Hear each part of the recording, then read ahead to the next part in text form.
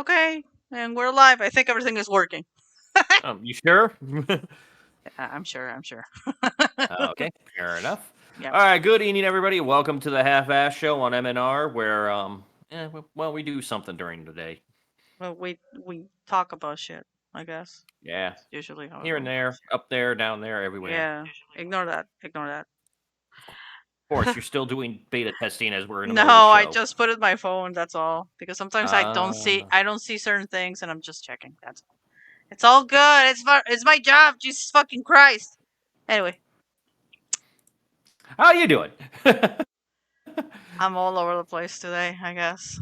I noticed. Yeah, trust Yeah. me, I've noticed. Yeah. I don't know. Yeah, we have had the Battle of 503 going on over here. I'm not going to go too much into it unless you want to. I mean, it's the season to be jolly and full of fleas, I guess. Yeah. Yeah, so we realized our pets have fleas, and then this one immediately goes into everything must die mode. Like, Yeah. for reference, I want you guys to understand, if you have a cockroach in this house, it's rare because she will, like, if she could just, like, do a Thanos snap and eliminate an entire species off the planet, it'd be a cockroach. Yes. So apply that to now her pets being affected by that, and you get an idea of what we're dealing with here. They're my Like, fucking babies, Brandon. I get it. No, it's literally like I get off work, I'm immediately to go to Petco, grab the crap we needed. All right, come home, immediately begin like every cleanup on the planet in order to do this.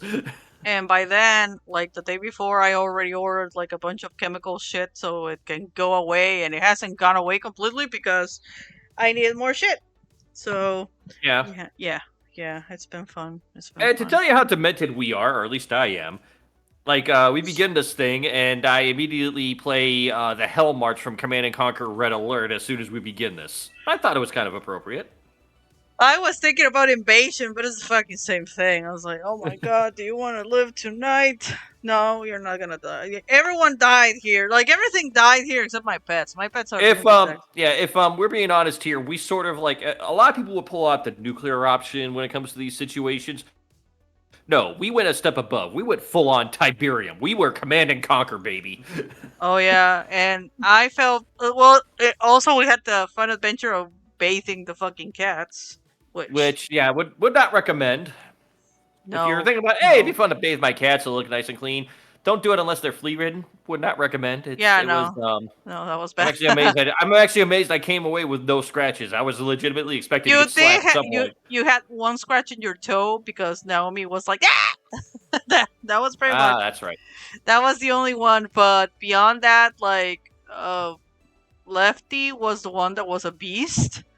Jesus Which fucking we expected. Christ. We were anticipating her. I didn't expect Naomi was so chill at first. Then she started singing the song of her people, which it was so goddamn loud. I haven't heard her meow that hard since we moved. Remember? Yeah. Oh my god. Yeah, it happens. So yeah, it's been it's been a fun week here. We'll get more into our stuff here in a little bit. However, at the top of the show, I kind of like to do house cleaning in general, so I'm just going to kind of announce a couple of things. First of all, I believe he is in the chat, and sir, let me get the shout out ready for him because, if you remember, there was a Saturday night where we didn't have the half-ass show, and you were like, "Well, where is Brandon? Brandon usually talks and never shuts up." Right. It's because I was doing commentary for the tournament for this gentleman, Virgil, and he has another one coming up tomorrow. So if you guys are into your Tekkens and you like to get some stuff going, check out his page, inquire with him about how to sign up for that, and go have fun. I believe it is also his birthday stream, so in a way, it's for his birthday. So happy early birthday, or happy birthday in general if we missed it. Sorry. Happy early. We were a little bit busy battling against. We were battling for democracy over here, so you know.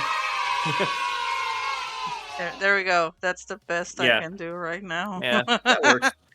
I mean, unless you want to do the Mexican hat dance, you could do that too. I have it here, huh? Let me see. Oh, we should. Hang on, I can pull it up if I need to. There you go. Por tradicional. Por tradicional. Más tradicional. Yeah. Cool. Or if it's like, oh, it's my birthday. My birthday, not anybody else's. Just being a Mm, smartass. I can see that. Yeah. Yeah. Also, we got a couple other things here.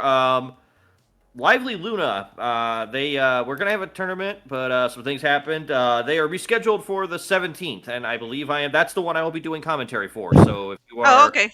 kind Okay. of curious, go check out Lively Luna's page. And also, I believe they have like well, I don't know about that. I'm not gonna stretch too much into that, but they have exhibitions for the Wolf Pack that some friends of ours on the channel are on. Oh, yeah, I've seen those. Well, Yeah, I saw that they were. that is to say, I Same. heard of them.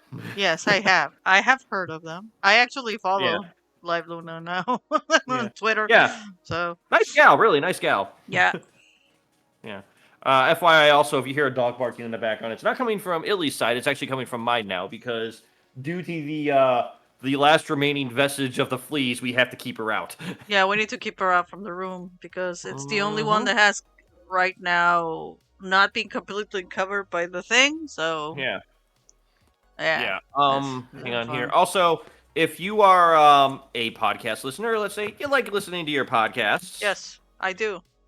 yeah, and you enjoy kind of learning about other streamers. Wow, that one kind of came out. Let The me see if I can fuck? pull this up What here. happened?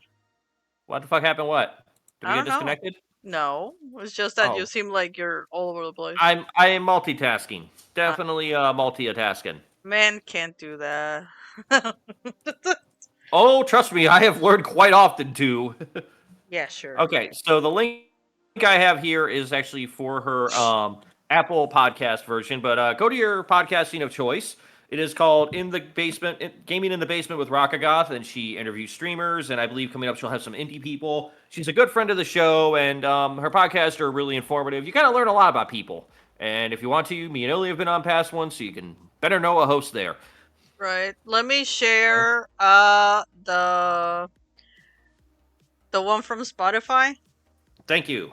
Yeah, there Thank you you, go. thank you, thank you. Yeah. Awesome. Mhm.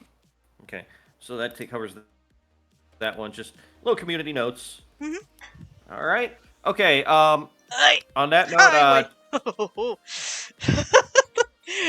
Sorry, my blouse got up and then I felt like the cold like seat like my chair. Oh my god, I felt it like that woke me you up. good? Yeah, I'm You good. good? Yep, All right. I'm fine. All right. Well, put you on the spot here. What's going on with seasons? I know you were talking about that off air. What's going on with seasons? I finally finished it. Oh, Maybe. the actual story's done. Maybe. Oh wow, that is a huge development. I finally got to a point like that's enough, pig. You Please did good. rise for your anthem on that one, ladies and gentlemen. It's finally done. It's finally fucking done. But like because I'm being helped by Rockagoth. Mm-hmm. She is busy, but I said like that's fine because I kind of want to put good illustrations on this and I kind of need to plan them right. And I also like drop her like 4 fucking chapters so she has a lot to read. Oh yeah, yeah. No, Yeah. and then there's us going down the pike. Yo, I like the original draft that I had around 100 pages. Plus the new one is 50. It's like, wait, no, that doesn't add. That's too much. And it was more chapters in the first run, so well, whatever. It's a lot of Yep. shit. Yeah. So. And you will find that on Illy's Substack. I think it's Illy Draws Substack or whatever. So No, you can go to that one. it's called It's a Illy writes stuff. Illy writes stuff. You can look in the link tree, which is conveniently. Yes. Aw. But So it's gonna take a bit for the next chapter to come out because I need to Okay. tweak it and make it and do pretty. the drawings. Yeah, the drawings because nobody's paying for me for this, so I'm taking my very ass sweet time. And then we begin the process of the dominant ones. Oh boy, yeah, I can't wait for that because I've been drawing a lot of that too. It's like Mhm. my dirty hand wants to draw dirty things, so Oh, it will. yeah. Oh, how it will. The thing is that it's trickling now in my wholesome story and I'm like, no, you need to like shut the fuck up and stop it. Like me slapping my hand. Literally. So anyway, yeah, that's Okay.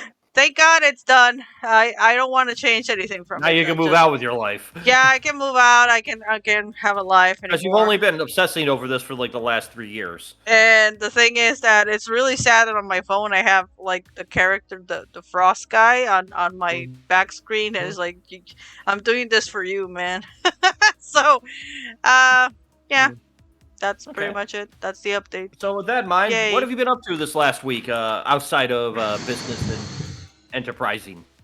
Aside of killing bugs, For democracy. for democracy, yes. Well, honestly, this last couple of days I tried to like watch some movies. I wasted 2 hours of my life yesterday watching the Aquaman movie, the new one, The Lost Kingdom. That wasn't good. Like, Wasn't flash bad, but oh, Brandon. I was like, oh no. Like the opening scene looked bad. And I was like, oh, memories of Vietnam, I guess. Because it looked really bad. Like, oh my god, they didn't put enough on this baby. So, and today for a palate cleanser, because I felt like I needed to disconnect, I started watching that Shogun show. You kind of... yeah, it looked pretty good from what I saw. Yeah, you got to see a little glimpse of it, but I kind of like psychopath Japanese guys. That's just my hornball. I kind of got thing. some Ghost of Tsushima vibes, and that may be just because of the samurai aesthetic in general. Hell yeah! But I kind of dig, because I didn't know this, that it's in the time where Christianity and all that crap is going on. Like, they hate Catholics, they kill Catholics, which is kind of great. Yeah. So yeah, it's like I told you, it's the time from that movie called Silence. I like that movie, but goddamn, it's so long and so quiet. Jesus. Well, you also saw a very good movie at the start of the week. Oh yeah, we saw both of it. Mm-hmm. I am honestly very happy with that second Dune movie. It was really good. Second Dune was. We also went to our super primo emporium down the street. Yeah, I went on my dad's pants, like I call them, they're comfy ones. But that was really good. It was a lot more better than the first one. It did drag a bit at the start, but it was obvious. It was kind of knew it was going to happen that way. Yeah, it was expected. We actually saw the first one Saturday night, right? Yeah, and boy, I'm glad we did. Yeah, and oh my god, that was just a trip. I loved it, even though that I don't like half of the cast, which I know it says something, but that Chamalet kid, the cast, the actors, or the characters. The cast. I don't know why the Chamalet kid, like, I can't digest him. He's too pretty. Does that make sense? Yeah, it does. I can see that. But I didn't think he was bad from what I've seen. I've seen him in other stuff. No, he's really good. Zendaya. And then you had Zendaya was about the only one that was like, oh my god, just find some. Like, it's bad when you're looking at Florence Pugh going, please save this. She had some emotions, but it was like, so what is the difference between this and MJ in this case? Yeah. Oh, I'm gonna say that. The one that steals... I'll get my Spider-Man piece out in a little bit. Just keep going. Yeah, the one that stole the fucking show is fucking Javier Bardem. That guy was like, ooh. I would say, what's his face? Josh Brolin kind of put in a hell of a good performance. Oh, hell yeah. He was there not that much. Or, actually, you know what? The one that played the mom, I forget her name. Rebecca something? Is that the one? Oh, yeah, Mummy. Yeah. Yeah, she's that good. woman was. I was like, ooh, whoa. She goes from one end to the other. Is like, oh, when did you turn into the evil guy? Yeah, you can definitely see, like, I didn't watch them, but I know she did horror movies, but you can see the horror influence in that woman. That was like, whoa. Yeah. I didn't know till, like, I saw a fucking post of me. Man, no, that's my mama from the Doctor Sleep. No, she doesn't look like her. It's like, the character is so different. Does that make sense? Yeah.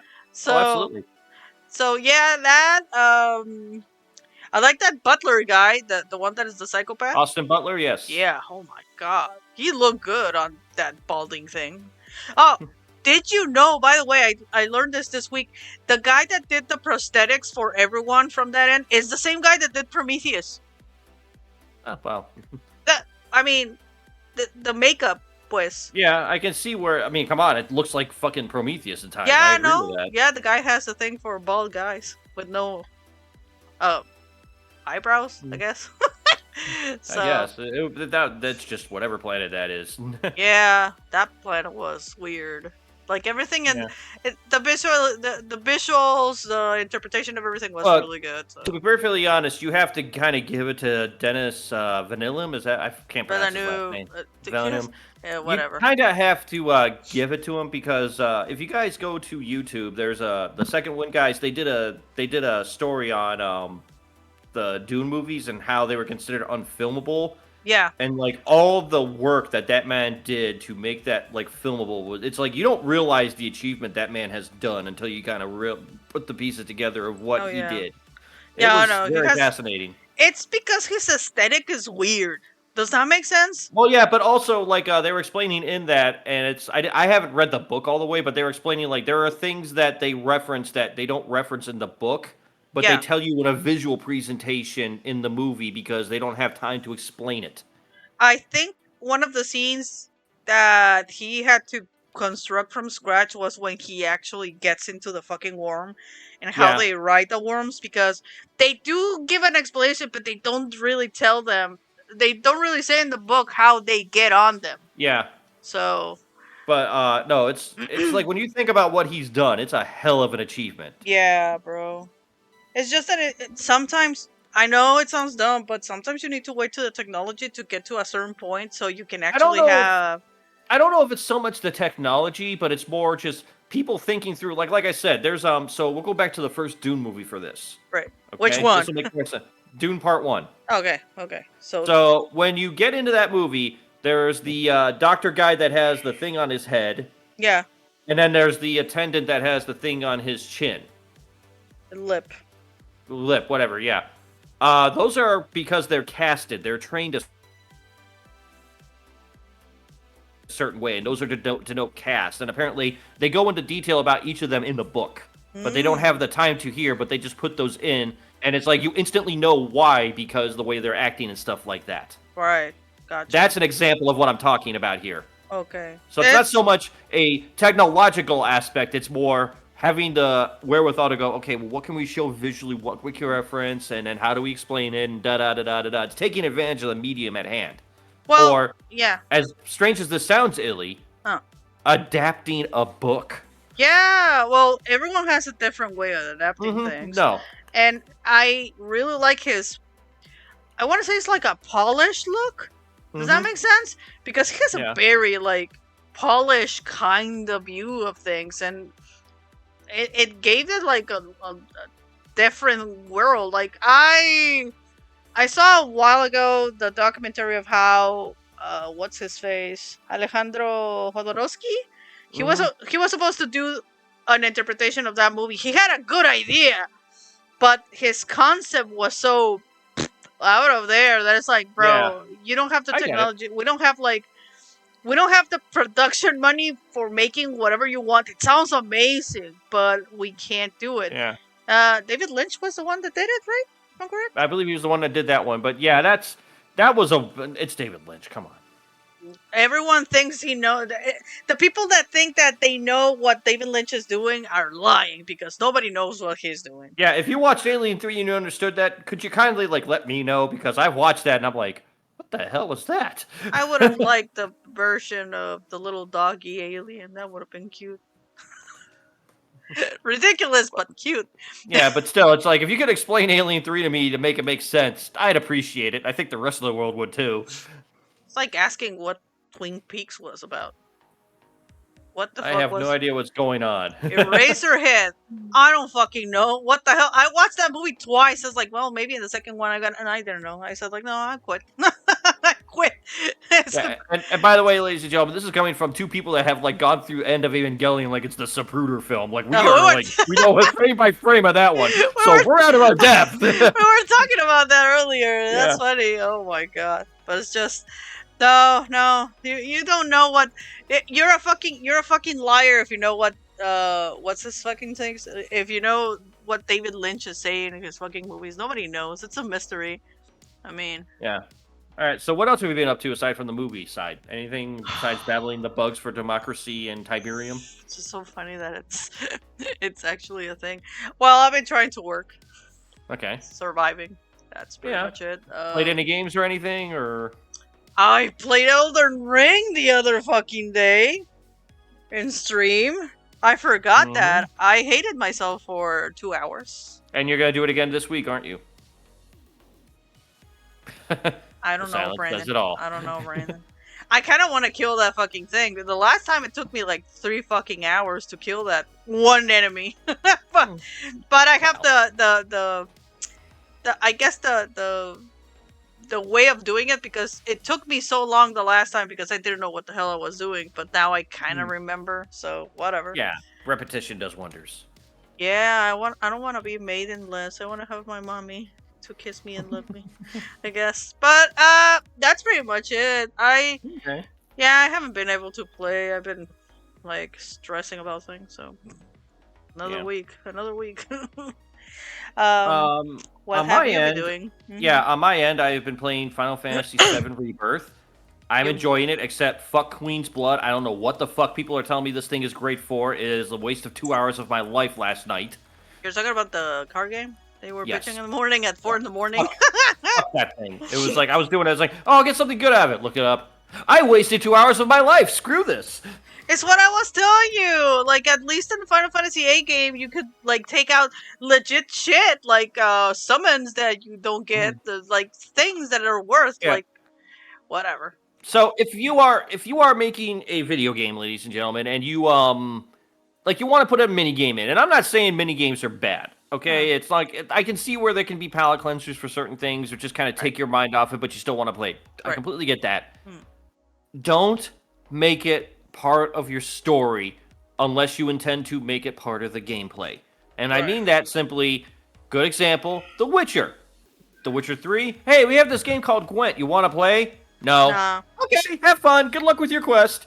End of story. Final Fantasy Rebirth. Hey, you got this thing when you open your door. It's a starter set for Queen's Blood. Give it a shot. Me, chucks the box. Don't care. Get on the boat. Well, we're going to have a tournament, and you must play. What? Okay, I'll give it a try. All right. How does this game work? We're not going to tell you. You should have known when you played the tutorial. I didn't play the tutorial. I don't have it. Well, good luck. Huh? A ver. Let me see if okay. Pause it for a second. I want to see. It's a thing that you need to do? Okay, so when you're on the boat to go to Costa del Sol, there is a mini game that it's like a tournament. It's basically, let's have a Yu-Gi-Oh tournament on the boat, because that's the only thing to do on a boat apparently. Okay, not get sick and get drunk. Okay, gotcha. Yeah, well, hey, there's kids on the boat. Okay. Now I will say this: there was a comedic little bit with Red 13 trying to get into the game that was funny. But it's like, if I had skipped over, I'd have seen it anyway, so I didn't really miss anything.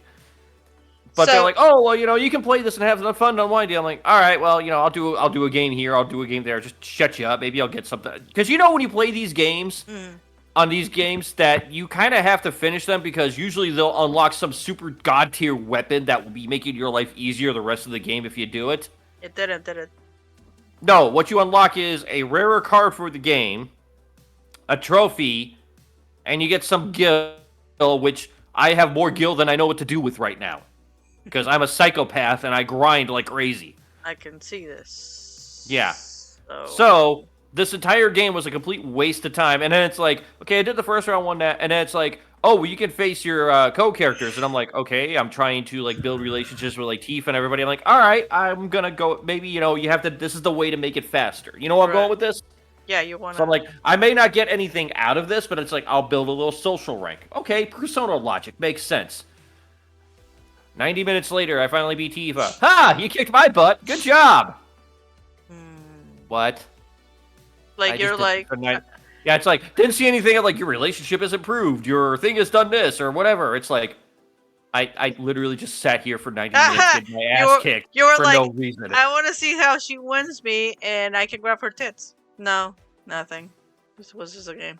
Look, I'm gonna be perfectly honest with you here. What? The only reason I'm even going near her is because it's like I don't feel like it's like I'm not gonna chase dead weight in Aerith. Sorry, ladies and sorry guys. I don't see a point in chasing a girl that's gonna die at the end of the game. Yeah, it's like why I would have like gone with. So here's again, we're gonna apply the dude logic here, and it's kind of spoilery, but it's not kind of spoilery. Okay, say it in the first way. The what logic? We're gonna apply Dune logic. Okay. Okay. I have this great girl that, is like complete wood, but she's fun, and I got nothing else to do. Right. Oh, I'm now gonna be Space Pope, and I guess I get to take a new wife. Okay. You get Florence Puff though. Yeah, that's what I'm saying. It's like. So what you gonna? It's like you know where this is ending. Why are you why are you chasing the dead end? At least you know how she looks naked, and she looks better than Zendaya. I can bet you money. Well, okay, that's you saying that. Whatever. I don't know. I'm just me saying. That's everyone saying the internet. Yeah.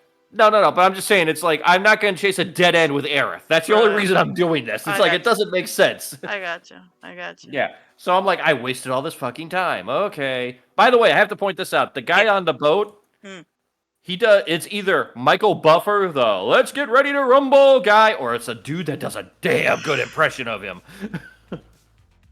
Check the cast, I guess. Well, at one point, even I was like, did they get Liam Neeson to do this? Because it sounds like Liam Neeson, too. Oh my god, my other daddy. I have way too much daddies. I need to stop. Yeah. Anyway. Well, other than that, besides that game, I finally got to read some Ultimate comics that I have been very patient waiting on. Like the Ultimate Marvel comics. Yeah, you said that. Yeah. Got to read Ultimate Spider-Man #1, which I'm in just because I kind of like old man Peter Parker that has kids. I relate to that, even though I don't have kids. You have kids. You have 3 of them. It is very weird to see Ben Parker being Peter's boss at the Daily Bugle. What now? Yeah, that's exactly. You heard that sentence right, ladies and gents. Ben Parker, Uncle Ben, is alive in this continuity. Aunt May died, and he is the managing editor of the Daily Bugle alongside J. Jonah Jameson, who is somehow mellow yet angry, and him and Ben are best buddies. That sounds like the canon effect still worked. It doesn't matter. The canon event, I'm sorry. Well, anyway. Okay, yeah. Cool. So, but it's very well written. I kind of like the plot, where they're going with it, and how they introduce things. Yep. There's the dynamic. If you're a fan of the MJ Peter Parker marriage, that is intact, and it seems to be not going anywhere bad. So, you get your cake and eat it too in this regard. That'll go somewhere at some point. Yeah, but it'll make sense instead of, well, we need to make MJ a property. Okay. Yeah. I will also say, if you haven't read it yet, I'm trying to get you to read it because I really think you're going to like it. The Ultimate X-Men. That's like spirit. How do I explain this? It's got like Death Note, Miyazaki vibes. Yeah, I saw the artworks. Yeah. And it's definitely an interesting, I don't know where they're going. Like, I finished the book and I'm like, are they mutants or are they not mutants? I don't know where this is going. So, definitely a very interesting thing that's going on there. If you're not getting that book, I would recommend at least check out the first issue and see how it grabs you. Okay. So, that's about it for me on the comic end. But this does seg us well into our first topic for the night. Yeah? Do you remember Suicide Squad, Illy? Kill the Justice League? Why? What? Where did that come from? We just finished talking about comics, and then I can see this is the transfer. Okay, this is the transitions piece, okay? You're talking about into the next topic. You're talking about the one that has a weird ass fucking looking Harley Quinn, because every time I see her, she looks like a crack whore addict. I don't know why. It is also the live service version of whatever God knows they're making. Okay? Right. What about it, That didn't sell very well, did it? I thought that... No. No, it didn't sell well, right? No. Okay. Now, I wanted to point this out here with this. Uh-huh. This is the same company that made Hogwarts Legacy last year. I think, by all accounts, sold pretty well. Not our thing, but it sold. Oh, yeah. It was very popular. Mm-hmm. It is a single-player driven experience. Not very much online, but I never played it, so I can't really verify. If you're in the chat and you have, and you can confirm any of that, please go ahead. Excuse me. Also, you need to like Harry Potter bullshit, so if you like the Harry Potter world, well, it's your... I never was into Harry Potter, and it's not because I'm against it. I actually support the Harry Potter books, if nothing else, because it got kids to read. I am all for that. Oh, hell yeah. Yeah.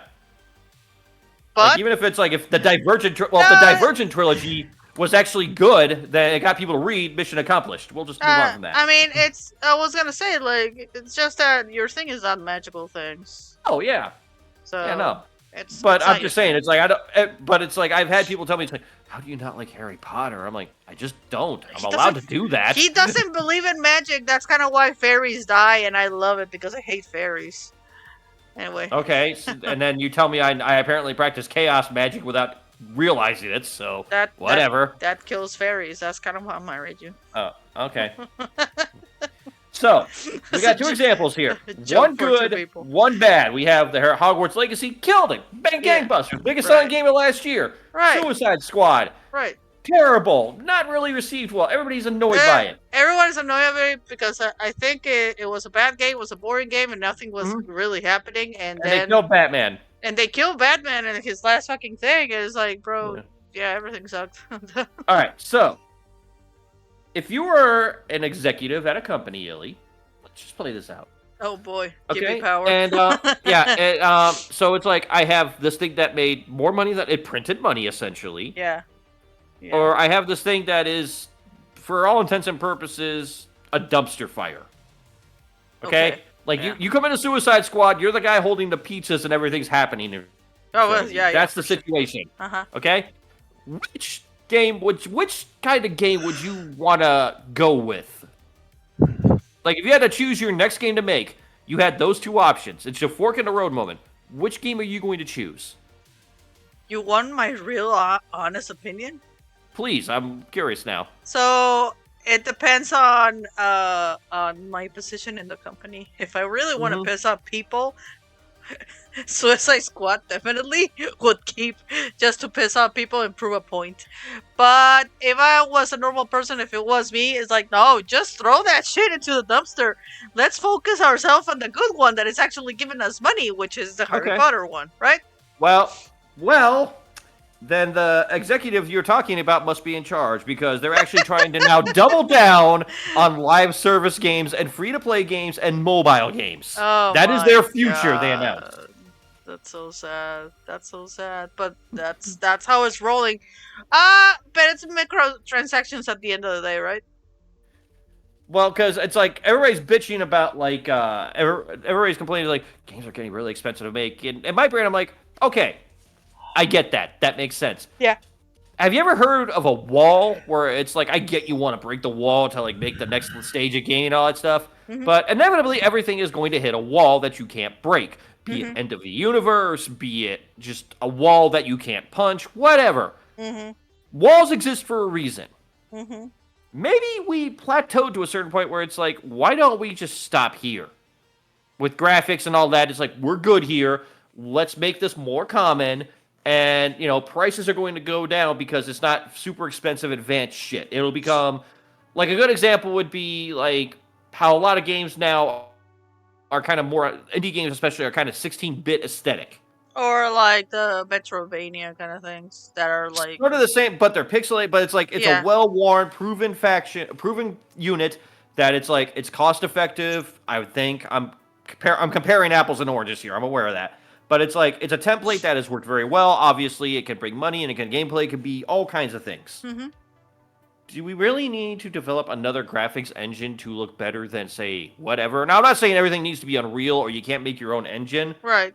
But maybe there's a point where it's like, we've kind of stopped. We don't need to go further for super whiz-bang, I need actual lifelike graphics. And you can't use the excuse of, you have a gameplay engine and you need it to be at its best. No. Gameplay is pretty much where you can do anything on Unreal and all that shit at this point that you don't need to have a whole new engine for. Right.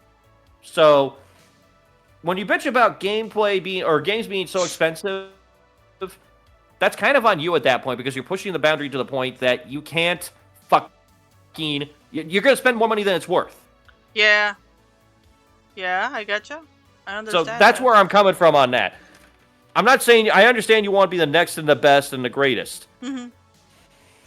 And that's fair, but guys, if you're that tight on money, I mean, I know I've said pirates are kind of a problem in that regard. We're not even going to talk about that one because we know where we stand on this channel on that. I just feel like it's worth it. We had talked about it like last week. Absolutely, but it's more just if you're bitching about production, maybe you need to scale it back like you do everything else. I mean, yes, you have a point there. But you know what? I'm gonna go into the side of like the indie games that you're saying that it doesn't need to be realistic. No. There's a bunch of horror games out there that they drop like the good Unreal thing. Yeah. But they don't need a main fucking character walking around. What was it? There was a game that was in development on Steam. I forget. It was like a police-based first-person shooter. Remember we saw the demo of that? Yes. And that's all in Unreal, and that guy is defying logic in that thing. There's like a bunch of games that are coming out that are from horror. You know that I love horror games. They're doing it sort of like the Blair Witch kind of vibe, but without like anything really invasive on your face. I don't like first-person things, but I think found footage in gaming could actually be a very untapped resource. Like the Silent Hill game that I played, I don't like first person, but goddamn, that game was good because guess what? The story is good. They put love on that shit. That's what they need to do more than focus on the graphics. Focus on the story. Focus on other characters, stuff. all that stuff. Yeah, I get you. Character development is so much more. Yeah. Oh, I agree. Yeah, it's like it is. The problem that I see right now that everyone wants like a super realistic game to play online. My man, it's gonna be an expensive fucking thing, you want it or not, and you're gonna pay for it. And I'm with you. One of the things, I'm with on that. Here's another thing though, and I'm gonna throw this game out there. Now I haven't played it yet, but it's one I'm very curious of. We were talking about it earlier. What? Helldivers 2. Oh yeah. That game might be the thing to keep an eye on because, first off, if you want the base game right now, it's $40. Yeah.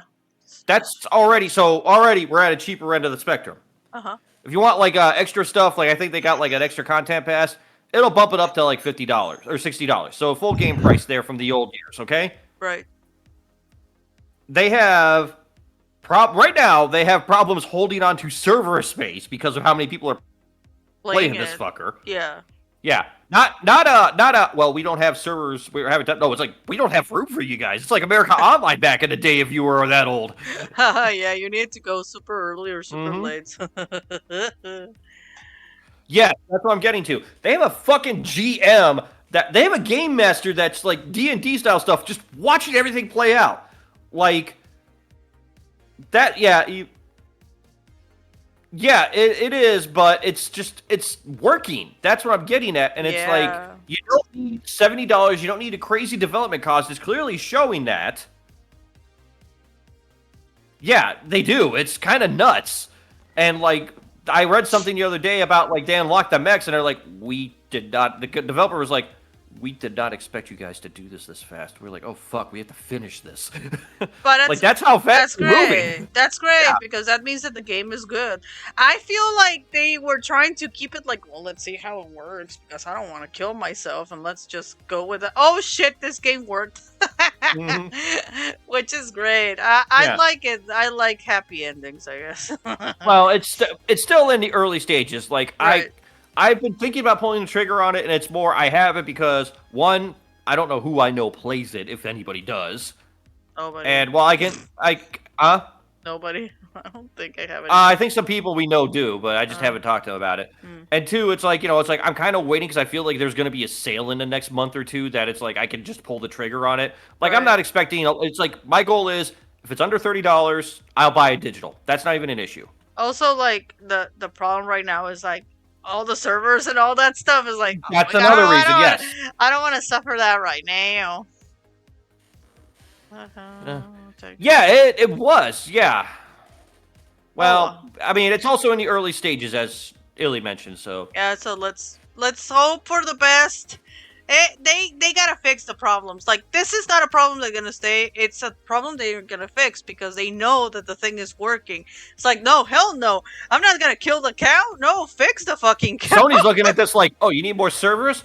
Hey, guys, we got those servers from that one game that didn't work. Bring them over. Yeah, that's pretty much how they need to be thinking. Like, focus on the real deal, so. Yeah, and I'm playing Final Fantasy right now anyway, so.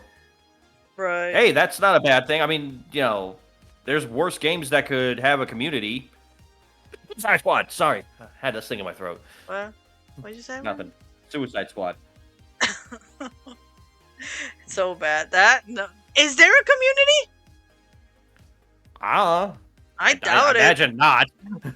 But that proves my point then, now doesn't it? There's probably a community that hates it, and it's like the hate makes us hate playing. together. I got you. Yeah, it's like I'm just playing this because I'm angry. It's like, bro, get something else. Get. I feel like it's one of those things that's like if you're playing it and you're really trying to defend it, it's like I just pissed away a lot of money into this and I don't want it to go waste. Which I sympathize with. We've all been there. It's like I spent all this money to prove a point. And I'm wrong, but I don't want to admit it. That's true. Like he said, there's probably 3 people who actually had a good time with it and bless their heart. Hey. As a friend of the show, Mr. Lobo says, they're not bad movies. They're just misunderstood. This is just a bad game, Brandon. Let's. But it may be misunderstood. It's not misunderstood. It's a really bad game. I'm trying. Mr. By the way, Lobo welcome Livery. welcome into the Have That Show. If you guys are just joining us, we're just talking about WB and their mind-numbingly spectacular way that they're doing their business. If you guys like what we're talking about, go ahead and give us a follow. You get live notifications, and we'll do all that stuff. Follow. We're not asking for a lot here. Free. We're not even asking for money yet. No, yet. Give us 2 seconds. Yeah. Brain Rod Boy, some of us just generally enjoy trash. I don't mind a bad game. Like, okay, let's pull this back. Gold brings up a good point. Think about a game that is by all definition bad, but you love it. Oh God. Yeah, take a few seconds and think it through, because I'm trying to think of it myself. Oh my God. If the chat has anything, please throw it out there. What is? Kane and Lynch. Okay, all right. That's yeah. one. Okay. Oh my God. I need to think about it because I can't think about one that it's like, oh, this is. Well, I mean, I could do deep cut. Okay, so I don't know if it's a bad game. It's an old game, but it was just so dumb, but it stuck with me forever. What? This is a word salad name. Okay. Okay. Because it's from Nintendo. It's from the Nintendo era. NES. Oh boy. There was a game called Kabuki Quantum Fighter. All right? And what it was this guy apparently went into a computer simulation to fight a virus or something. And apparently the computer that sent him in found out that his family had Japanese heritage and dropped him into a Kabuki-style outfit. His main weapon, I shit you not, was headbanging. You could flick his hair, and that would throw it. It's such a bad game, but it's like I couldn't stop playing it. Fuck is that, Brandon? That sounds. It was awful, amazing. but it was like it's amazingly bad. But it's like that's the first one that came to my brain of like, what's a bad game that I enjoyed? Okay, Shadow the Hedgehog. That's a wow. Whoa! You're really doing that brain rot there, aren't you? Yeah. Well. Okay, so I have to on a side note. When it comes to the Sonic Adventure series, I love that music. It's so goddamn cheesy. It's so cheesy. It's so cheesy. It's terrible. God damn it! I can't think of a game that is like this is awful, but I love it. Another one, and this was on the Dreamcast, so I'm kind of advancing up here now. Was a fighting game called Psycho Force 2012. You're a trash can man? You gonna go burn stuff now? I'm the trash man. I thought about the strain. I'm sorry. Yeah. No, not the strain. I thought the stand. The stand, sorry. Yeah. So anyway, this game was called Psycho Force 2012. All right? And the whole plot is, apparently there are people that have psychic powers in this world, and they're kind of it's like the X-Men with psychic powers. Right. So basically a lot of Jean Grey. And they could have like cryokinesis, pyrokinesis, like they kind of had kinesis. So, okay. And it was a 3D fighter done in a cube, and you were doing like Dragon Ball Z flying and all that stuff, and you could fire them out of there. It was just a badly built game, and it was so anime, it's not even funny, and I loved every second of it. So, the only game that I can think of, because everyone hated it at the time, and I don't know why I enjoyed playing it, was that... Remember that back in the PlayStation 2, there was a bunch of Resident Evil games that nobody liked? Yes, like the Outbreak games or something. Yeah, I love those. I love those. Okay, that's fine. I didn't have internet because that game was supposed to be playing in the internet, but I played the fuck out of that. And I even got the second one. The second one was the same one as the first Oh, one, which you know was kind of frustrating. another bad game that I kind of enjoyed. I just never finish it because it's like it does get to be at a point. But, That Godzilla game that came out for the PS4. Do you remember that? The one. oh yeah, I remember that game. Yeah, it's not good in any way, but it's so No. like cheesy fun. Like the Evangelion game from M64 that we all played on emulator. Yeah, but it's like that one is more. It's like you were doing camera angles, and it's like I appreciate it because it's like it felt like a Godzilla movie that you were in charge of because you could change the camera angles, and if they had like flashbacks, they had the full-on black and white grain, they had the flicker, and all that stuff. It's like it's so goofy. It's good. Like I think you could get Jaguar in there, stuff like that. Oh my god, no! Honestly, I can't think. That's the one that just popped out. Like everyone gave me grief. Like, why do you like that game? Why don't you like normal Resident Evil games? Because this one is fun. I don't know why. Hey, I'm still of the opinion Resident Evil 3, the original Resident Evil 3, is a vastly underrated game. I mean, it followed 2. That's a hard lift anyway. But it's just a very good start to finish. Like, you get to the end of that game and you're like, I'm fucking exhausted because it's so intense. According to everyone that I knew back in the day, I like shitty Final Fantasy games also because the only game that I like is the 8. And yeah. Well, I like Final Fantasy. Was it 14? No. Well, everyone likes that one. No, not that. The boy band one. You know what I'm talking about. Oh, 14. I think so. I don't know. It's the one with the bad Tom Baker cosplay villain. Yeah, I remember that one. That was fun. I mean, I remember that. Like, why are you so invested in this boy's brain? And I have like questions, which is fine. And then you found out why, and you're like, oh. No, I never found out why. It's like I saw the movie. It's like, okay, I guess the movie is fine. It's gotta stop being. I think it was more seconds. Well, first off, it was like I considered that one my first Final Fantasy, like my first actual one, like the first one I invested time into. That's the one that popped your cherry. Yeah. So. Hey, whatever. Also, the ending hit me at a point in my life that it was just like it just hit. Yeah. So I enjoyed the villain. I thought the villain was very interesting. I enjoyed the cheesiness of, hey, I have weapons that just float around me, and I'm gonna fight you Dragon Ball style in the air with them. I'm like, all right, this is cool. Literally, Brandon never played Kingdom Hearts, but that's fine. Well, I think I would have been annoyed with that because if it's supposed to be continuity or something, I'd have lost my shit. I watched somebody play the Tron level, and I was like, I'm out. That's good. That's all I needed to see. The only time I knew somebody that played it, I would walk in and be like, are you playing the Tron level? Nope. Okay. I think when I started playing that one, I just got to that level, and so like, I'm out. There's the second one just killed me. The first one is great. Yeah. I love the No, but I just remember the only reason I even gave a shit about the second game was like the Tron scene, and I literally would pop in my head like, did you get to the Tron level yet? Nope. Okay, and put my head back. Yo. And then it's like, hey, you get the Tron yet? Yes. Okay, sit down and watch. So, not even David Boreanaz as Squall saved that second game, even though that he was the same guy. It's like, that's sad because I really love you, man. Well, at least at the same time, we got George Newbern Sephiroth as the boss in that game. Oh, the Advent Children Sephiroth, not the Lance Bass. Like the one that looks like Cloud, like, I'm gonna make you suffer, and I'm gonna sound completely cocky doing so. I'm Superman. I like that. This voice is so good, bro. Look, no disrespect to the guy who's doing Sephiroth right now. It's like, I said he was wooden when I started. I'm like, okay, it's getting better. It's a hard act to follow. It really is, because George Newbern could just, like, it's like, I think he's the best Superman in animation. Come at me, guys. That's the guy. That's my Superman, and it's like the fact that I got him as like Sephiroth, and it's just like you could tell he was just sinking his teeth into this villain. I was like, I got no notes, sir. Just kill Cloud. We don't need him. That's fine. More you. That's cool. Oh my god, I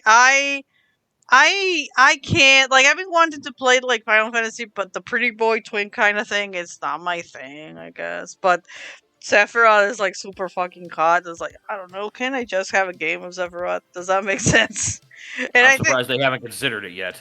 So that's kind of why I played the other one. Oh, Que pendeja, my favorite game of the Final Fantasy series also is Dirge of Cerberus because that's the worst fucking game ever made by Final Fantasy, and I love it. I even have the gun. It's like, Apparently, you're not the only one, but I get it. A But- lot of people like it more than you think. yeah, no, it's a niche game, and Yeah. it's precious. Also, it has gacked, which is great. It's just a precious game. But well, Okay. All right. So, gonna kind of turn it here to a little pro wrestling, so everybody can tune out at this point if you guys want, and we'll lose followers, but that's fine. oh my god. Because no, honestly, I kind of want to talk about this because if you actually follow this stuff, this is a really cool story to end that ended this guy's career. Sting's final match was Sunday night last week. Yeah. Yes, it was. Yes, it was. Okay. Now, spoilers if you guys did not watch it. He did win. He retired 29-0. Damn. He is undefeated in AEW. His tag team championship with Darby Allin has been vacated. There will be a tournament for it. Now, here's the wild part about this. So- and this is one where... Okay, go ahead. Before you continue, you need to explain what 29-0. I understand that, but 29-0 is that he had 29 matches and he all fucking won. He won 29 matches. He's undefeated in every match in AEW. Yeah, you kind of need to explain that. Sorry. Okay, move Thought on. I did. That's it. No, you didn't. So, okay. Spoilers to people who don't know. Wrestling's a sport, and it's also a story sport. It's fixed. They make up the outcomes on the way. All right? Duh. Now, the tradition to of a going out wrestler is they go out on their backs, as they say, because they sort of get the pin and they take the momentum and hand it to the next guy. Okay? Right. So it's basically you lose your last bout. Usually is what happens. Right. And Sting was all for that. He was like, okay, all right, I'll put the Bucks over. I think they got the momentum right now and all that stuff. I am not a fan of the Young Bucks. I find them to fucking hate him. Yeah, I can't stand them. I kind of feel like after a while we're going to find a Hulk Hogan situation where there's going to be a lot more politicking than we understand right now. Right. But I have to give them the tip of the hat here. They were the ones that pushed for Sting to retire undefeated. They were the ones that they were like, we are going to job for this man. We will take every hit you throw at us and ask for more. Okay. You respect? Yeah, you have to respect that. I don't like them, but I will own where there is there. Mm-hmm. That being said, I think if it was somebody else, I don't know if it was not Sting, I think they would have taken the win because it's like, how do you do that? You know, it's like, oh, Sting, we can't lose to him. He's like everybody's childhood wrestler at this point. Right. And I say that, so if you go back to the 80s, you go back to the 90s, and even the 2000s, you will find anybody from those generations that watch wrestling, and I'm not talking like diehard, I'm talking casuals. You're going to have Hulk Hogan, you're going to have Steve Austin, you're going to have The Rock, Andre the Giant, Macho Man, the names roll off the tongue. Right. All three of those decades, Sting was there. And he just quietly did his thing. I'm not saying he didn't get popular. I'm not saying he was not a made guy or anything like that. But when you think of wrestlers to the modern person, they don't think of Sting. I guess so. He's that. I always kind of called him the wrestling fans wrestler. He's always that guy that if you know he's there, you know you're going to get quality. Yeah, but to a person that doesn't follow, yeah. Yeah, I honestly liked him back when I was a kid. Like, when I used to watch the thing. It's like, oh, Sting, I love Sting. I kind of like The Undertaker because of the cheesiness, but then he got, like, too cheesy, and Sting was like, well, this is Mike Myers, pretty much. He actually, so you're talking about the Crow Sting where he was... yeah. That's what I liked him. Which the funny thing is, I read something about, like, he was saying, like, I don't know where... I could see the connection to the Crow. I never watched the movie. I was actually thinking more Batman and, like, supernatural type stuff when I was working with this character. Which, when you see that, it's like, oh, that makes complete sense. Yeah, it looks more like a... what is it? Anti-hero kind of thing? Mm-hmm. Yeah, well, that made perfect sense for WCW at the time. Right. Yeah. But, again, you have to kind of give it to the Bucks. I begrudgingly say that. I really do. I don't like them, but it's like I have to give credit where credit's due. Right. And, by the way, if anybody is... of a religious mind, could somebody please play for Darby Allin? I want that guy to come back from Everest. Oh, no, he's gonna be just fine. He thinks that Everest is gonna be like the worst thing ever. No, I heard something this week that apparently the people from that are owners of the area and such, like the village people and shit, Mhm. they are complaining because apparently everyone is shitting everywhere and nobody's picking up their corpses. Mm. Yeah, so it's gonna be like, ugh. Yeah, but still, it's like it's a scary thing, and it's like he did a promo this week where he was talking about that. He's like, I'm not sure if I'm coming back, and it's like I just want him to come back because honestly, anybody that just goes, it's Sting's last match. Let me take this plate glass on my back. I'm kind of like, He'll be dude, back. yeah, I hope so, really. He doesn't need to go to the real summit. He can go to the tiny summit. Oh, I feel like he's gonna go all in. I feel like he's one of those guys that's like, nope, I'm not stopping here. I'm going all the way. Okay, just pick up your poop, Darby. That's all I'm gonna Yeah. say. That's a legit thing. And then he's gonna take his skateboard and start skating down skating down the mountain. He's gonna fucking die. You can't do that. You cannot do that. Oh, really? You're gonna tell that after that? He's like, yeah, he'll be fine. It's like skateboard. What? Really? Brandon, That's where you draw your line. It's the skateboard. We both saw the fucking movie. You can't do that. I still remember that we watched that at 3D IMAX and we're like losing our shit. Like, oh my god, this is awful. Yeah. That was great. Best experiences ever. Yeah. That being said, it's very funny because the Revolution pay-per-view. I mean, everybody remembers Sting's last match. Mm-hmm. But the second match of the night would probably have to go to Will Ospreay and Tenosuke Tateska because, wow, I watched that match and I was just like, I'm watching poetry in motion here. These guys are just like crushing. Cool. I haven't seen. Oh that no, one. definitely. If you can't look them up, but it's like watching Will Ospreay do his thing right now. It's like somebody I was talking to about was going. I feel bad because it's like he needs to slow down because he's making the entire roster look like shit with the stuff he's doing. Oh well. Like that's how good. Keep in mind who's on that roster, and it's like he's making everybody look like amateur hour. Yeah, cool. And that's just 2 matches. He's a British big guy. I like him. He's a British dude, yeah, and I like him. And come on, let's get United Empire so I can buy my damn shirt and support you, man. Alright, I wanted to ask you about the stupid page that is roaming around of AEW. Oh, what page? So, there's a Chinese parody page of AEW that makes fake fucking fights. Like, they post, like, fucking fights of, like, random fucking... So it's like, I was gonna say, they do it like a pay-per-view, or... Yeah, imagine, like, you know those promos that they put, like, I don't know, let's say Will Ospreay, and they put fucking Justin Wang besides it. Oh. Yeah, I haven't seen those, no. I knew that because of fucking Justin Wang. It's like he started like, oh, this is correct because this is Chinese and me lolo, okay. But I'm gonna look it up because it's such a stupid page. It's like, wow, and the fucking fights are just ridiculous. Like, I fell for a couple of them. Like, really? I was gonna ask you, but then it says like parody. I think I saw one of them because they were doing something. I'm like, really? And then I saw them like, oh, never mind. So I saw kind of what was in there. Yeah, it's a parody one. I need to look it up. Oh well.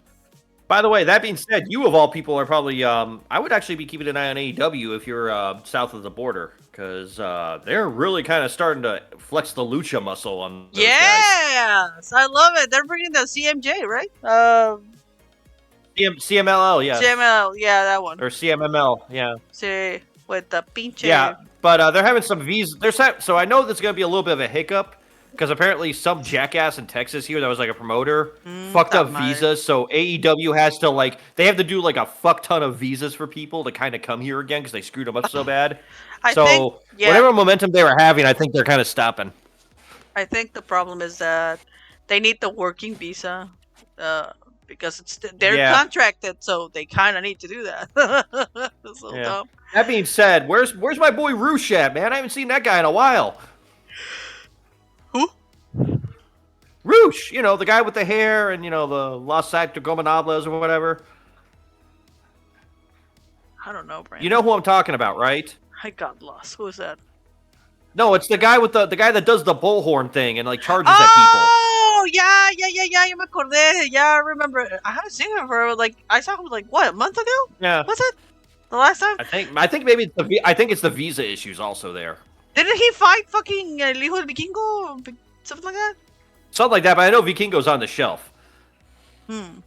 Oh, there's a match I want to see if we can get that. That's a good one. What? Ospreay and Vikingo. Su puta madre. A man that defies physics and then Will Ospreay just doing Ospreay things. Yeah, that'd be awesome. That'd be awesome. I'm sure it'll happen at some point. It's All gotta. right. Yeah. All right. So that is Wrestle Talk here on MNR. You guys can now put your headphones back on and Yeah. unmute your podcast. So I should do like a little thing that it just shows like wrestling talk. It's like a logo that shows up. That's yeah. fine. We're cool. We're cool. All right. Do have to bring the house down a little bit on this God, one. yes. We have to talk about it because everybody's talking about it. Yeah. Thursday night. Was Thursday night when they announced it, right? I think so. I woke up to Okay. Friday crying. Yeah. Yes. So yeah. Okay. Thursday night, it was announced that Akira Toriyama, creator of Dragon Ball, I know he's done other ones. I can't remember off the top of my head. There was the girl one. I can't remember. Dragon The girl's Quest. name. We did Dragon Quest. He was the Dr. art guy for Slump. Dr. Slump. Yeah. Chrono Trigger. Chrono Trigger. Yeah. He did a lot of Yeah. things. He passed away at the surprisingly young age of 68. 60 fucking 8 years old. Jesus Yeah. Christ. Yeah, and the internet has, as of Friday, been pouring one out for the man, and it seems an inconsistent pour. I have never seen so much people together in a morning as for this guy, because he was part of all of us for a He was part of a lot of childhoods, and also a bunch of generations, definitely. Also, it's scary because somebody was pointing out, you do realize how many animations have referenced Dragon Ball, right? Everyone.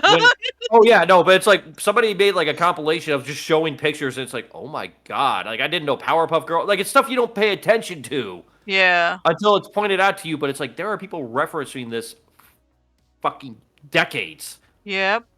Yeah. Like I think we're all kind of watching the guy that made One Piece, like, dude, yo. Okay, man? You okay? Because he's taking that one hard. I think a couple of years ago, well, they've been doing this. Like, every fucking author, mangaka or whatever, they do a Dragon Ball reference drawing for, like, a compilation. The Naruto guy did it. I think the Death Note guy did it. The One Piece guy is, like, legit super fan from him. I think Toriyama and him were actually buds. Yeah. But no, it's like I've seen everybody, like I've seen all the One Piece stuff, and I'm like, dude, I mean, I get it. He was your friend. It's like I'm more like, are you okay? Like I'm asking, legit concerned. Like, are you okay, man? Yeah, it's like it was really devastating. I mean, I didn't expect this. Like, nah, this is fake. That's I think that's the thing, and that's what I was talking about earlier. It was unexpected how it happened. Like it was just one of those things. Like, oh, he's gone now. It's kind of like So there are two people I can think of for me that it's like they hit that level kind of hard. Because no disrespect to Toriyama, he gave a lot. He's influenced me in ways I don't think people understand yet. They'll see it in time. But it's like he kind of inspired me with some creations of things and stories I've done. As we all did, but it was like I never really felt like a deep connection beyond. It's like, okay, this guy gave me references and I enjoy his work. Fair? Right. Fair. Like I'm not losing sleep over this, but it's like it still sucks. I just want to make it that clear. Right. The ones that hit me the hardest were more musically inclined. Neil Peart from Rush dying, that one hit me hard. Okay. I think the one that really kind of hit me harder than I expected it to was Tom Petty. That one just hurt. Which when it happened, I was like, let me call Brandon. I don't know how he is. Like that. Yeah. That's how bad it was. Like, are you okay, Brandon? It's like, yes, I'm fine. It's like, Jesus fucking Christ. But yeah, that one was bad. I mean, it was just because it's like I grew up listening to a lot of Tom Petty, and I was more pissed at myself because it was like he was doing his last tour thing, and he came through Cleveland at the time. I'm like, I really should go, and then like life happened, and I forgot about it, and I'm like, God damn it. happens. Yeah, but it was just like, but that one hurt. Right. No, this one, I guess. I mean, I usually on my end, because I'm an artist at the end of the day.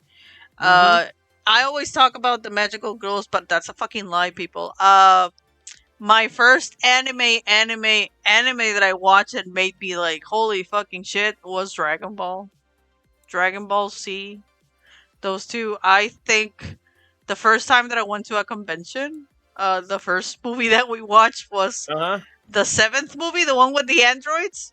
And that's like, bro, what the fuck is this shit? This is great. And the rest is history. Well, So yeah. I mean, you and me grew up kind of like anime adjacent. I mean, obviously we had Voltron, we had Battle of the Planets or whatever it was called here. I forget. I mean, we had anime-ish stuff. G-Force. Yeah, they are. You're not kidding, man. I've seen it. It's like my It Twitter feed is. was basically a lot of Spanish. Like, whoa, I didn't know he had that big of an impact. I thought We it was Saint are. Seiya. We no.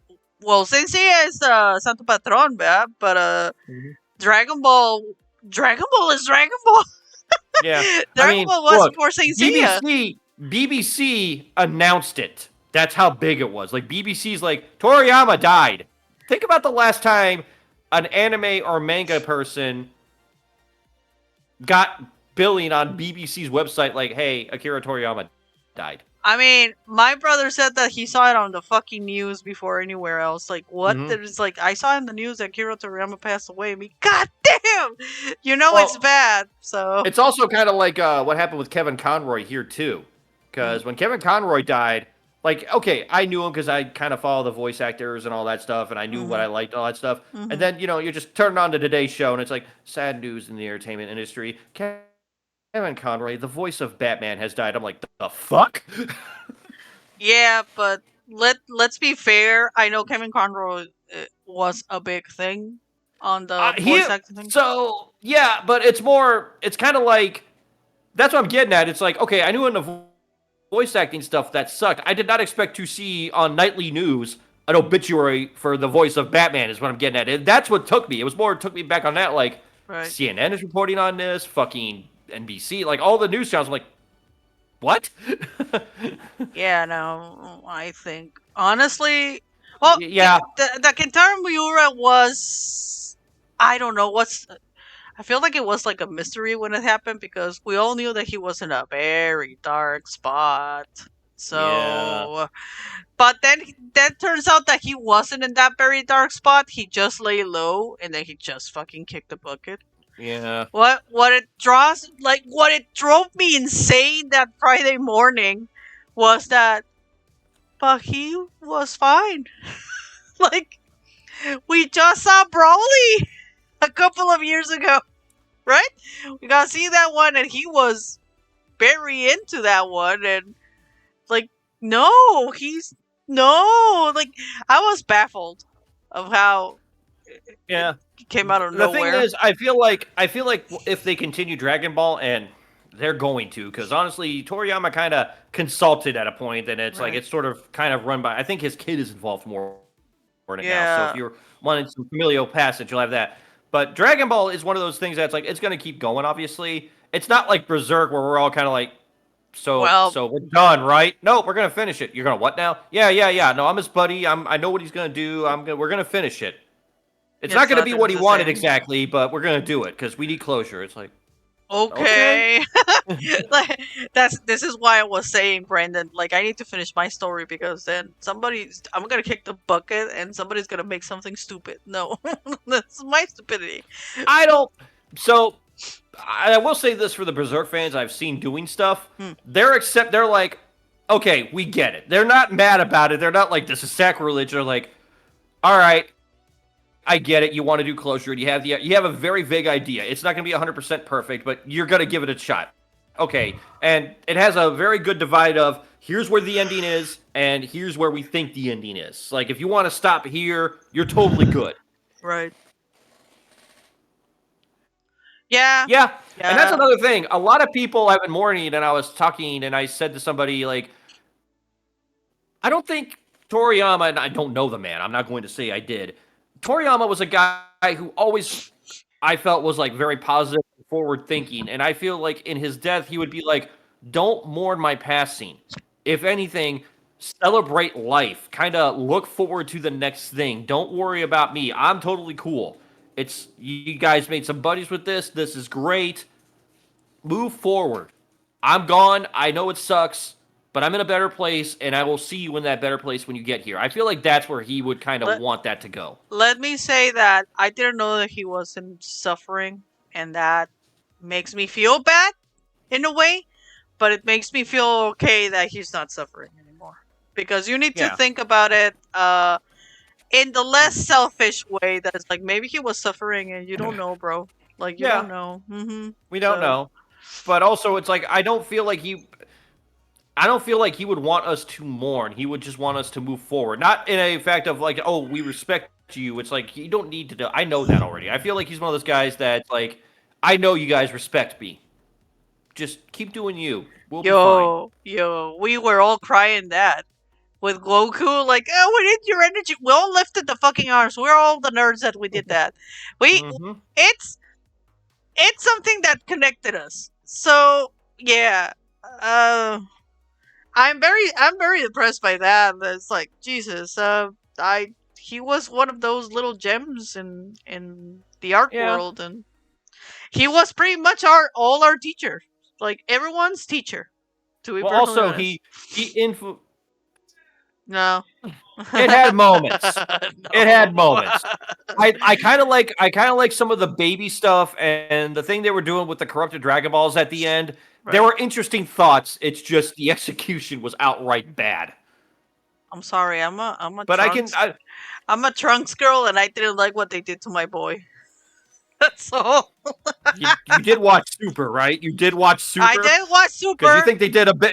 I was gonna say, you think they did a bad there? They really fucked him in Super. If you gotta get technical. After hit GT, they shitted on my poor baby. Let's just keep it like that. I want to move on.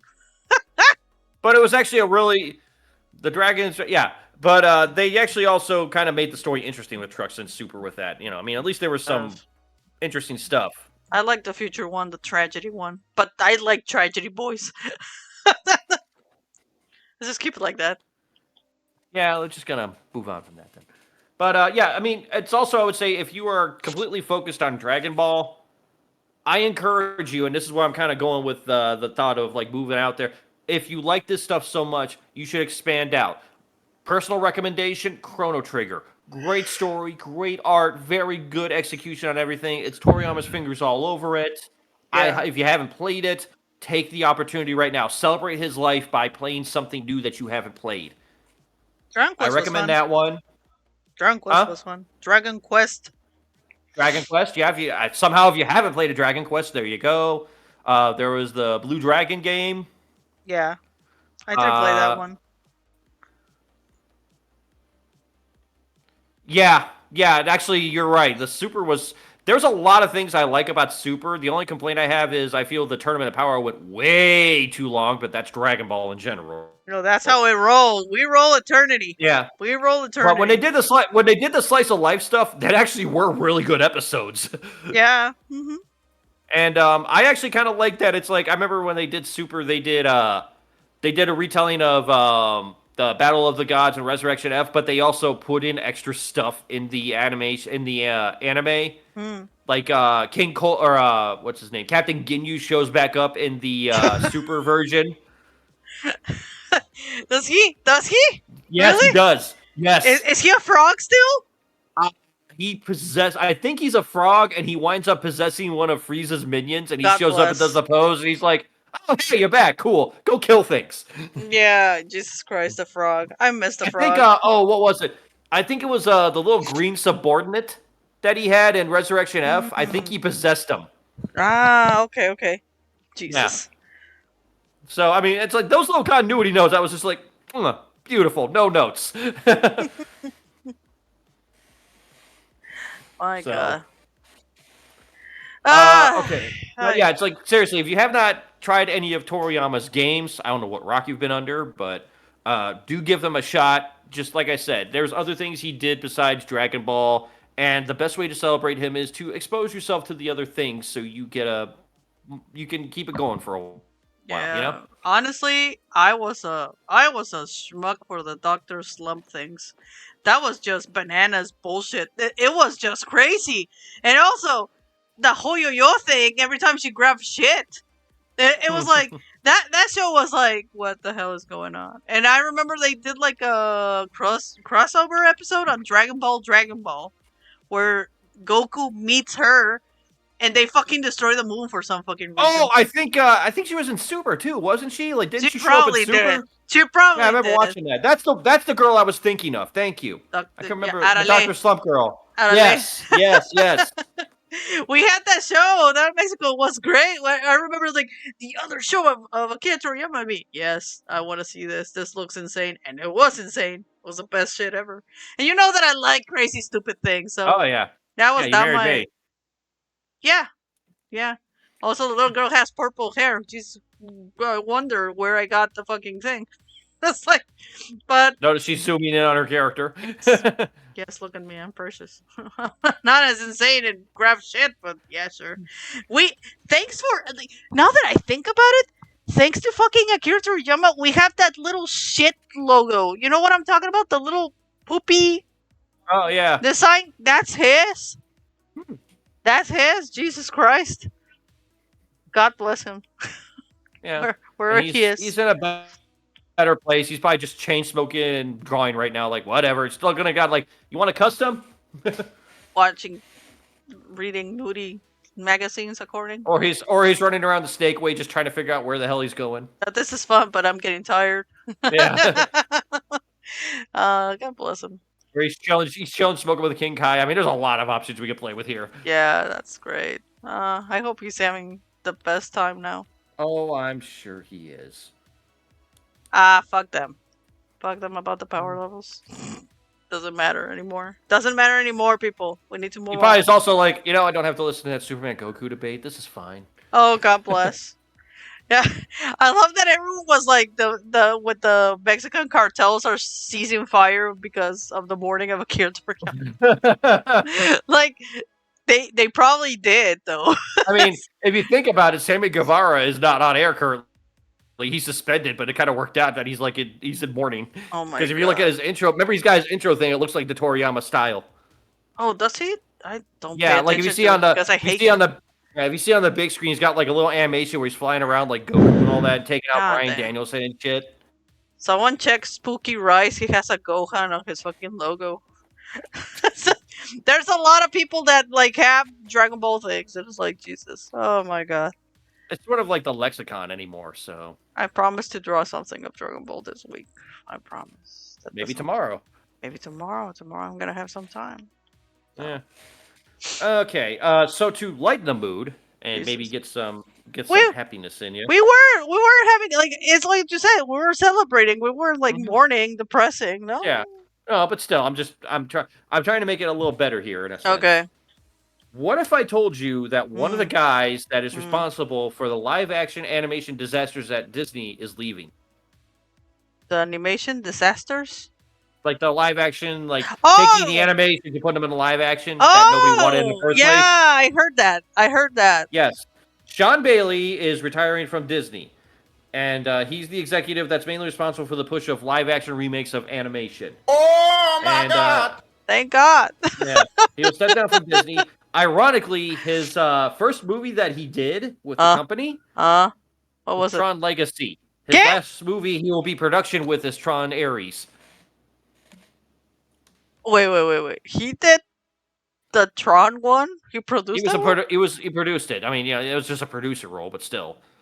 Look, not everything can be bad, okay? That was a good movie, but I feel like I go back to it and I'm gonna be disappointed for some reason. Probably, but it's kind of like the original Tron. You just kind of go, it was of its time. And you just roll. Yeah, it's like, well, this is the dude with that punk. This is fine. That already sounds like a win to me. Again, we said it last time. Yeah. Yeah, I am not a Daft Punk fan, and I went and bought that album. That's how good it is. I will defend that one. Goes ahead. I went to see them live, and it's been the best experience of my goddamn fucking life. I love every second of it. Yeah. So, like when that movie came out, and I got the soundtrack, I was listening in the car. My girlfriend at the time was like, "Really? We're listening to this again?" I'm like, "Yes." And then you met me like we're hearing this? Yeah, hell yeah. It's like, hey, I have the remix of The Grid by Crystal Method. Yes. Oh my god. I didn't know that you didn't like Daft Punk. I thought that you did. This is where I kind of go with no, it's not a bad thing. I'm not a big techno guy. Like my bar of good techno is Orbital. Okay, that's where I'm kind of Orbital. Massive Attack is hip hop or not hip hop, trip hop. I'm sorry, but I kind of consider it techno-y. But I can see where people disagree. Daft Punk is good. I am not saying they're not good. It's just not always for me. It's sort of like a hit and miss. And it's a lot more miss than hit. I'm so confused. I thought you actually liked them. Oh, I do. I like the Get Lucky song. I like the Tron Legacy soundtrack, as we've no doubt said. But it's like a lot of their stuff. It's kind of like, all right. I mean, It's like, what are you mean, Brandon? That it doesn't have a meaningful lyric. Around the World has the most deep lyric in the whole world. It goes. it just doesn't click with me. And again, it's not. I respect a lot of what they do. I'm not saying they're bad by any means. I don't want people to think I'm hating Gotcha. on them. But if like their best album, in my opinion, is the Tron Legacy album. My God. Yeah, I went into another dimension, and I bet if I went down into the people where they were raving, I would have seen God or something like that. But no, I was up there looking at them directly, like, hell yeah, go little robots, go. I will say this: if they got back together, I would probably try and listen to their stuff. I'm not saying I would be interested. Did you see Interstellar? No. What was it? No. Oh, what you're talking about? Yeah, that's okay. But I think that was somebody I was new at the time was really cramming it down my throat, so I kind of got sick of it. Oh, I see now. Yeah. Aerodynamic, yeah, I love that one. Oh yeah. No, Okay. you and me are from the same. Is it a Latino thing? Maybe it's a Latino thing. Maybe it's a Latino thing. Yeah, let's keep it like that, Ghost Hand. I know a lot of people that are white that like Daft Punk too. So I mean, you're too. There's white people and then there's Latinos. But I don't know. Look, you guys like Daft Punk. I like Rush. There's no wrong answer here. They're both good. I like Rush. No, but you get what I'm saying. It's like examples. And now tomorrow at work, I'm gonna put all the Daft Punk songs and like figure out what did I do wrong with my life when I married you. Yeah, that's fair. It's not Matica.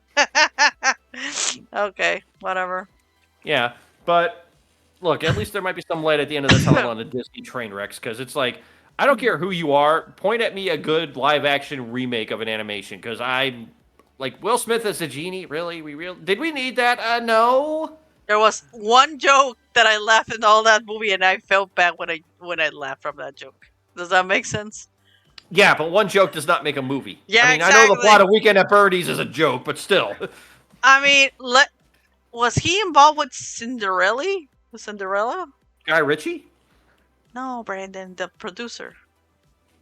Well, they're saying that he was responsible. Like, I think they were kind of leaning towards like the Lion Kings and those types of things. You're talking about the ones that look copy paste from the thing that they did not do something new. Gotcha. So Cinderella, that's kind of why it's a weird version of it, because Beauty and the Beast probably. That was so bad. Me and my mom were like, I would have seen the original one just better. That's oof.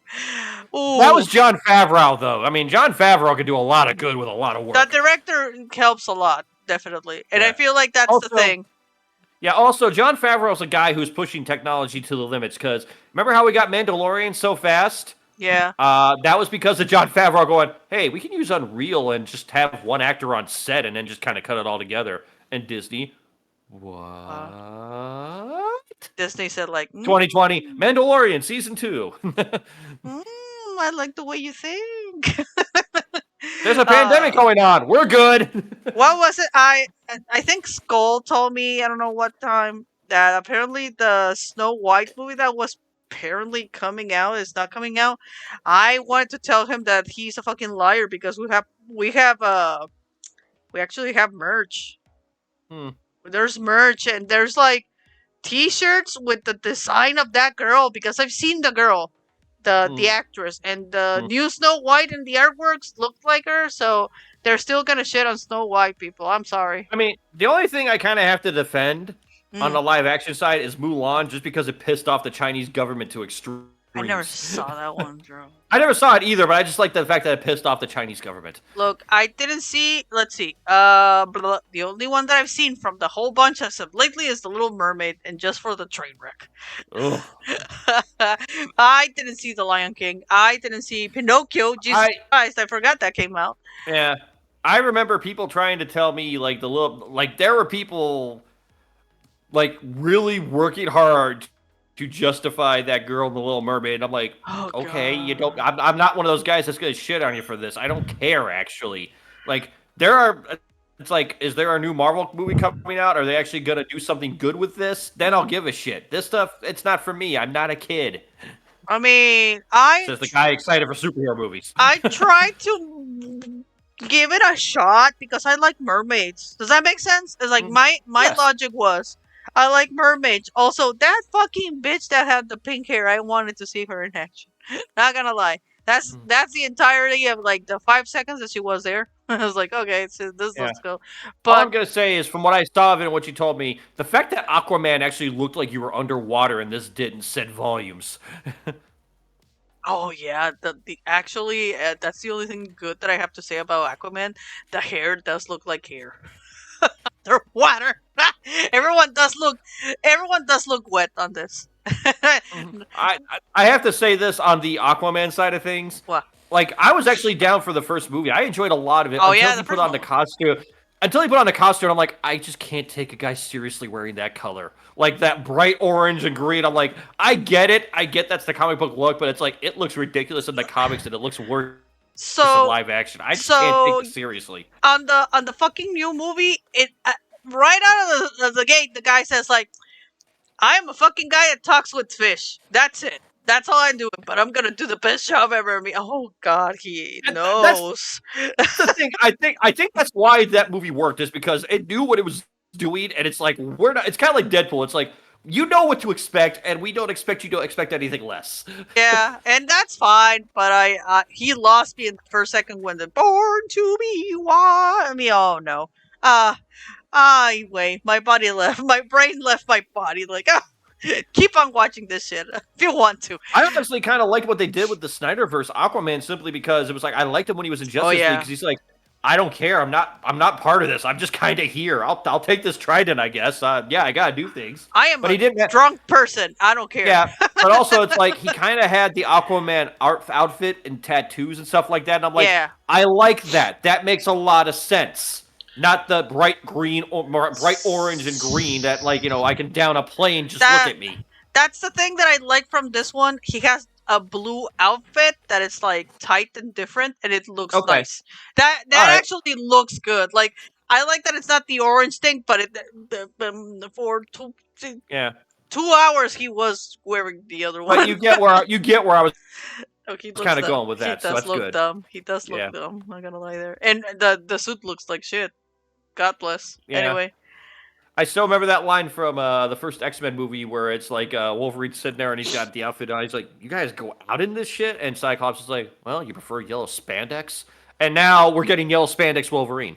So just shut up. It's happening. 20 years later. Yeah, but it's just funny to me how it's like, and it's like, it was a joke at the time because, remember, that was like for a lot of people outside of the X-Men cartoon, that was like everybody's introduction to X-Men. And they were like, we're not going to put you in bright colored outfits. That's stupid.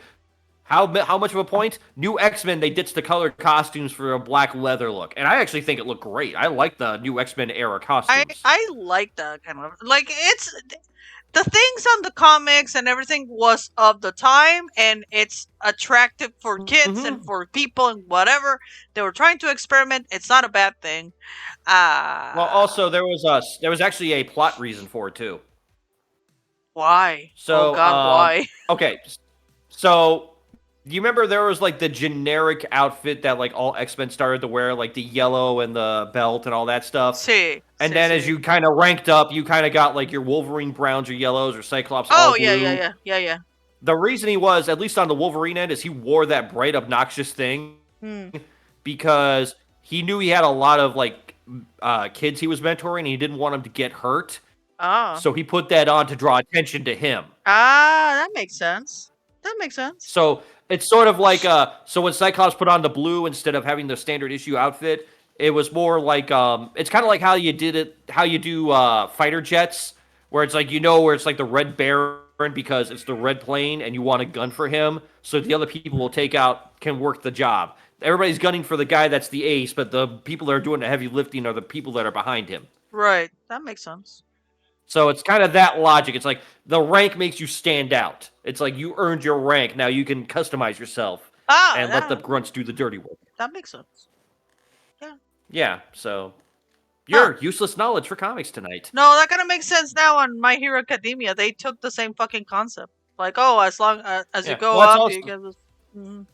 Yeah, and that's also why Batman has like the yellow emblem. Yeah. Because that's where the most padding for the bullets is. Oh. So it like they shoot at the logo because they think it's like this is easy. Yeah, it's a subconscious target you hit. Yeah, that like makes even sense. in one of the games, Red Hood in one of the comics or one of the games was like, you see that target right there? Don't shoot there. That's the most padding. You want to actually hit these parts because that's where he doesn't have padding. And he's like, how the hell do you know this? Like, hi. That makes sense. But yeah. Well, Well, good for the Disney thing because we're tired of the live actions. I hope they don't get to do the fucking Lilo and Stitch bullshit. It's gonna happen, isn't it? Oh, I can't wait. I can't wait. I wonder how the Moana project's going since The Rock's now all invested in WWE again. It's probably not gonna happen. I hope not. Yeah, it's like, well, he wants to be champion again, so he just went to the board of directors and said, "I'm going to be a board member now. I want to be a champion again." I'm fucking sick and tired. I am fucking sick and tired of that fucking song. Welcome. I'm tired of that song. It's like, and the thing is that you see the character, and I don't see the character. I'm hearing his voice, like, oh my god, Dwayne Johnson. He needs to stop. My head hurts just by thinking it's Dwayne Johnson. I think the best thing I've seen in the last 48 hours was Cody Rhodes slapping The Rock. He slapped him? Like, we're not talking. So there was like a little conversation, and Rock's like, "Oh, okay, hold on here. You're the youngest of 3 kids, right? Yeah. Okay, your sister was a Dallas Cowboy cheerleader, and your brother, who, if you don't know, was Gold Dust. Yeah. Dustin Rhodes. He's a future Hall of Famer. Right. And they're 20 years older than you." And then he just looked point blank at Cody Rhodes and said, "You were an accident." Ooh. And I think, and then at that point, he was going to say something, and he just like clocked him in the face, like Batman to Robin style slap. Damn. Yeah, it was like, oh, okay. It's like, well, I didn't think I'd actually root for Cody Rhodes again, but here I am. Well, that happened. Yeah. Oh my god. Yeah, I'm trying to think of all the projects that were supposed to be out on the live action thing. Well, we'll see what happens, but also at the same time, Disney's kind of cutting their tights on a lot of stuff. So. It's just that it's been bad. Like the last animation actually was bad. So, Look, all I'm gonna say is, as long as we can get Ahsoka 2, season 2 of Ahsoka, I'm fine. Do what you gotta do. LucasArts is completely different from Disney, even though that they're part of the same thing. Believe me, I know this. Yeah.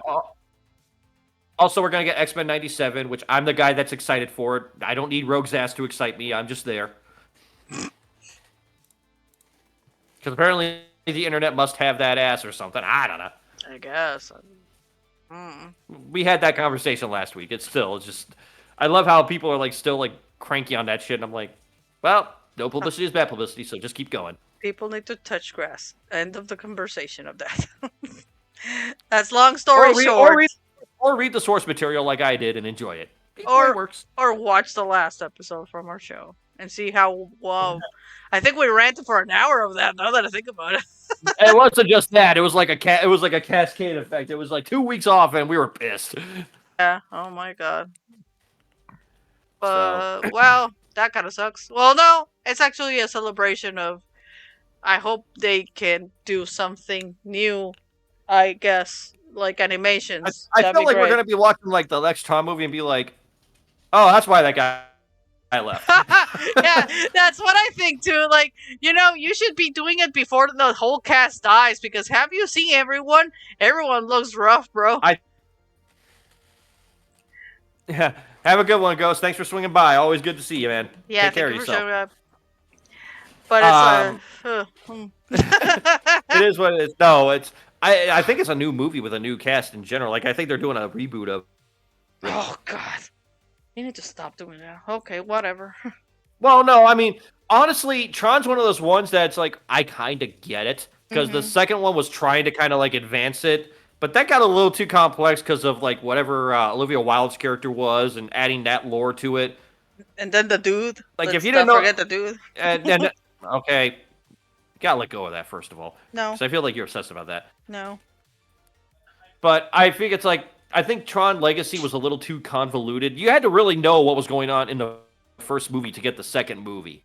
Yeah, I mean, and not everyone saw the first movie. That's the thing. Exactly. I mean, that's a movie. I mean, do you remember seeing that in theaters? I mean, we're in that No. age group that exactly. We had to find it on the Disney Channel. I never saw it in theaters, and I had to like be like. I remember I was the girl I was dating at the time was like, "You got to watch this," and she's like, "Okay," and then she looked at me like, "What the fuck was this? This is boring." I'm like, "You're gonna watch the other movie; it'll make sense."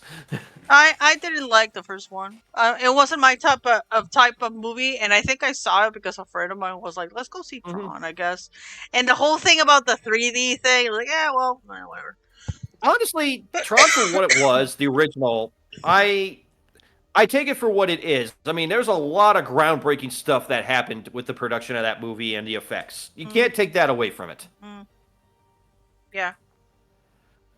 Yeah, but no, Tron Legacy didn't make sense really if you saw the second one, if you didn't see the first one. So I can kind of see doing a soft reboot of Tron, especially with all the technology advancement and if you're going to play around and people now are a little more wise to technology, kind of. Like they know basics of computing, so it makes more sense to do that. You know, I get it. I'm not mad about it. I just hope they can do it. I mean, I haven't seen that Tron Legacy one. Oof. I don't know. Yeah. But it makes sense. I mean, I'm not even upset about it. It's like, okay, yeah, if you're going to do a soft reboot, this is probably the one you could get away with it on. Question: when did that movie came out? The Legacy one. Early 2010, somewhere in the 2010s, I think. That makes sense. I'm looking. Because if I don't find it, you're never going to... 2010. Wow, I was right on the nose. 2010, yeah. Yeah. That movie is... Yeah, because you will be obsessed about that until I explain it, so... That movie is 14 years old. God damn. Yeah, but I enjoy it.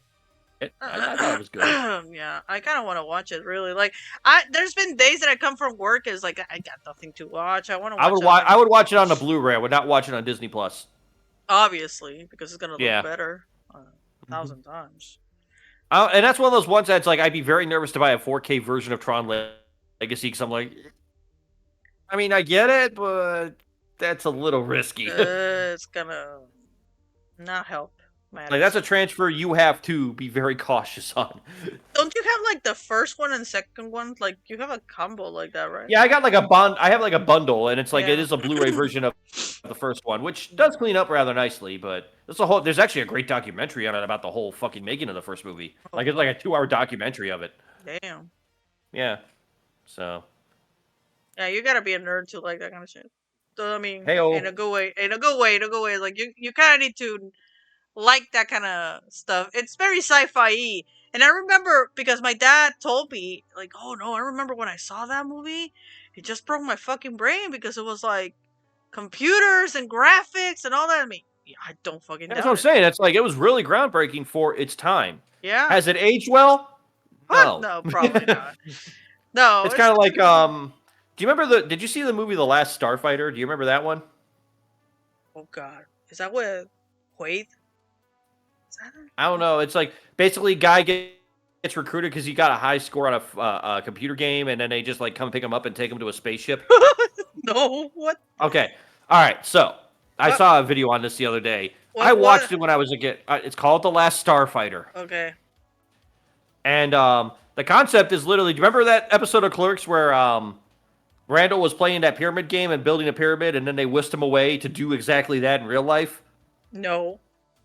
Okay, it was the Clerks cartoon where it was just like, he's like, I'm the Pharaoh, and they take him, it's just like, oh my god, I'm gonna be a starfighter? It's like, no, the game was about building pyramids. What the hell do you think you're doing? And then they just put him to slave labor work. The fuck? Yeah. There's a reference to The Last Starfighter along about way. And the concept is simply that. Kid plays an arcade game, gets the highest score on the arcade machine for the Last Starfighter game.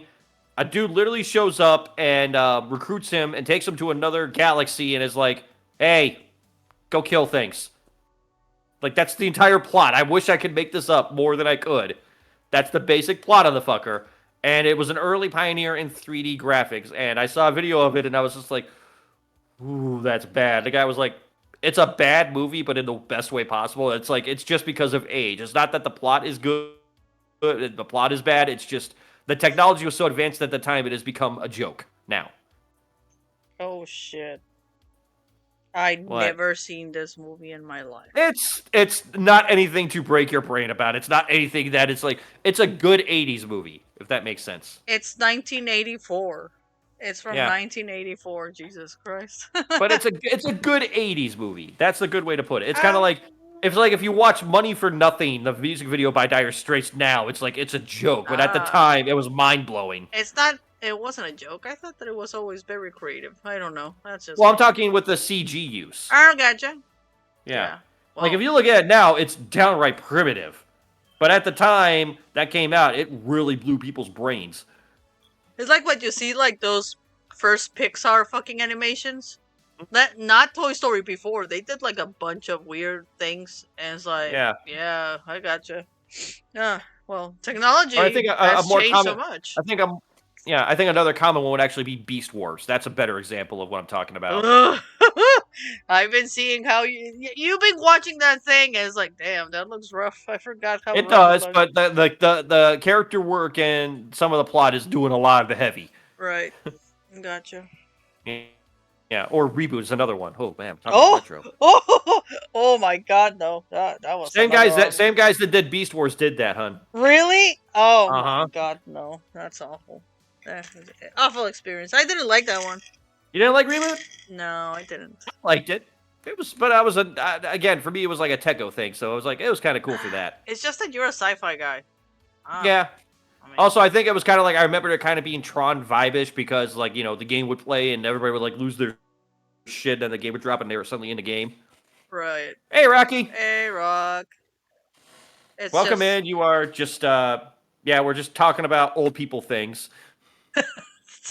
Again, I never seen that fucking movie. Well, it's kind of like, it's like, it's funny because you showed me that video yesterday of like the slang from the 90s, which we will bank that. We have to work some R&D out on that, but trust me, the riff on that will be worth it when we get to there. And it's like all the stuff that it's like I watched as a kid, and it's like I explained it now. It's like I was talking with somebody the other day at work. I'm like, oh, this is a movie reference. Oh, you don't get it. And one of my coworkers, I got that. I'm like, thank you for humoring me. It's just, I mean, there's a lot of movies that people didn't watch, like The Flight of the Commander, The Flight of the... Have you ever seen that one? No, I don't think I've ever heard of that one. You got me there. Really? It might be translated under a different name in America. No, it's called like that. The Flight of something.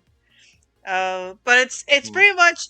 I thought that you were talking about that one, The Flight of the Navigator. Oh, okay. I think it's 86. I've seen that one. I've heard about. Yeah, I don't think I've seen that one. It's about a little kid that finds a fucking UFO in his backyard or some bullshit like that, and it's like just a big fucking silver saucer, and there's like a big eye that it's in the saucer thingy, and goddamn, I love that movie, even though that I don't like sci-fi shit, and it's actually on Disney Plus if you want to watch it. So bad.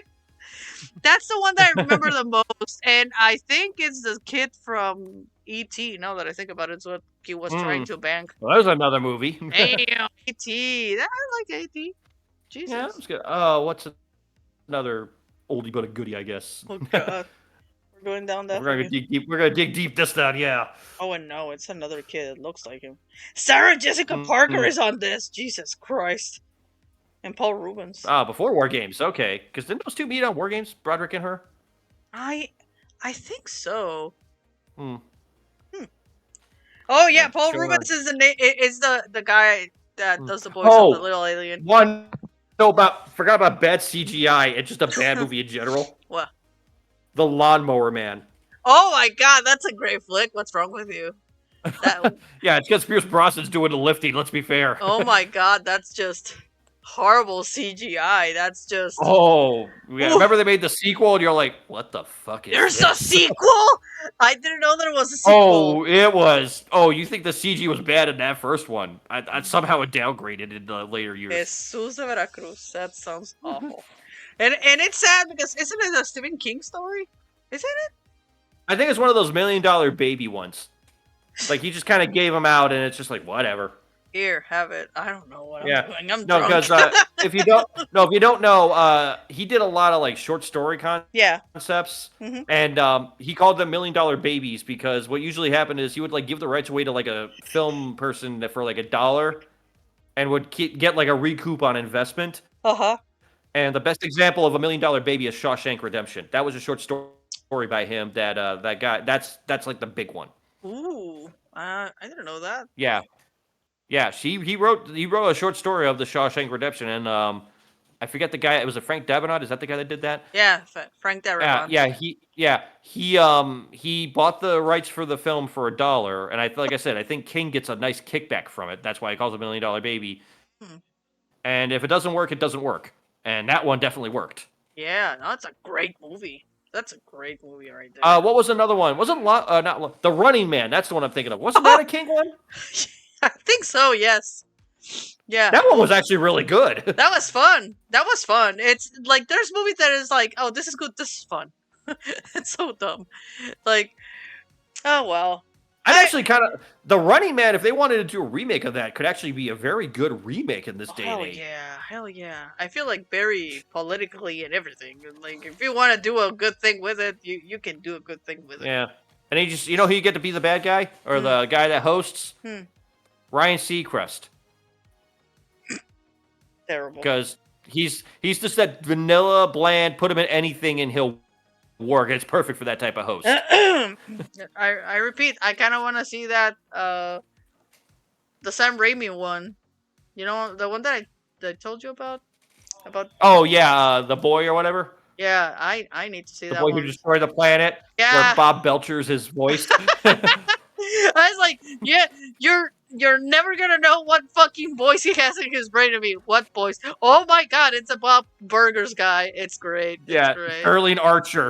Or Coach McGurk from Home Movies, if you want to get that deep. Oh god, that's great. I Or like the the voice of the boy from Last Week Tonight. Yes, I can keep going. Or the sandwich guy from Arby's for sandwiches. Stop, Brandon. Stop, Brandon. I know more about that man than I should. And I don't know how I know it. I Yes. just kind of it's just sort of stuck in my skull. It's just Bob Belcher. That's it. Bob Belcher is gonna be talking about the movie.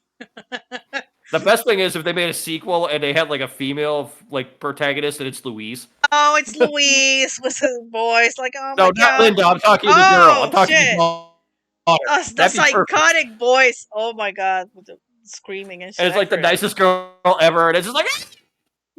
I love every time that you scream, the microphone breaks. You've been breaking quite a bit tonight yourself. Have I? That sucks. Yep, I've just been quiet. Oh well, doesn't fucking matter. Maybe on your end and this, and maybe on your end and my end because it comes in clean. It doesn't come with the filter. But in the middle, it works. Yeah. Meet you in the middle.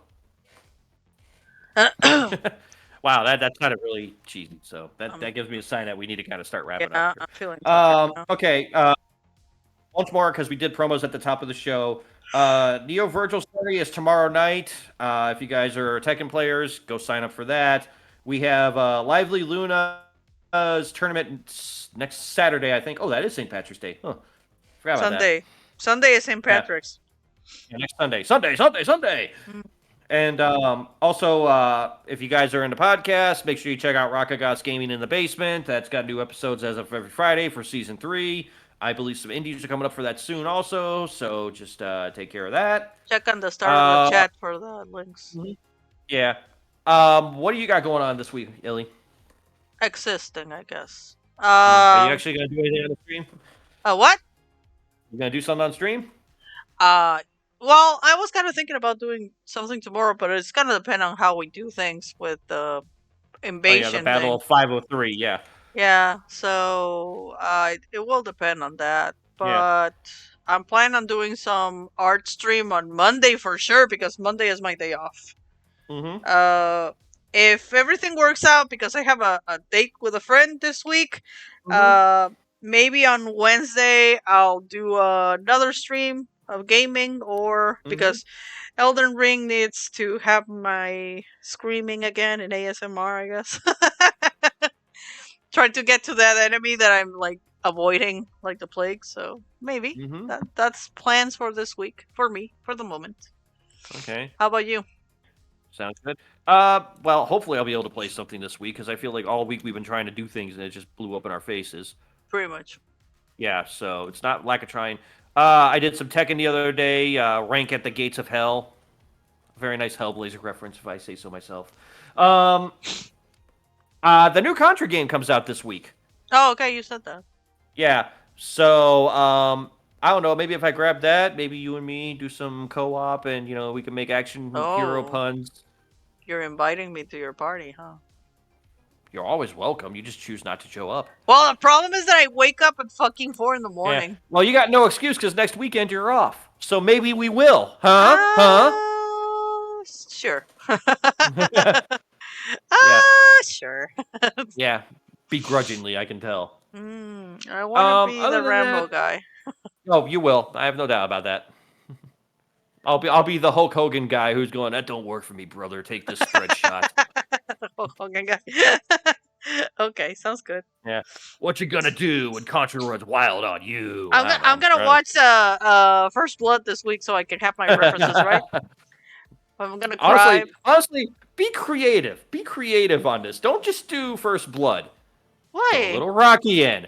Throw a little Judge Dredd. Come on, you don't want to shoot like Oh that laser god. going, oh, No, I kind of want to see. I kind of want to learn the last fucking talk where he's talking about his friends dying in Vietnam. I can do that. There used, man, I had like a bad flashback. We used to have like a type of SNL back in the day in Mexico, and they did a skit with Rocky, well, Sylvester Stallone knockoff called oh my god, Rambo Bambo or some bullshit like Okay. that. And he used to like for talking for him to be understand because he always like "Ruh, ruh, ruh." He put a pencil in his mouth and that's how he talked normal.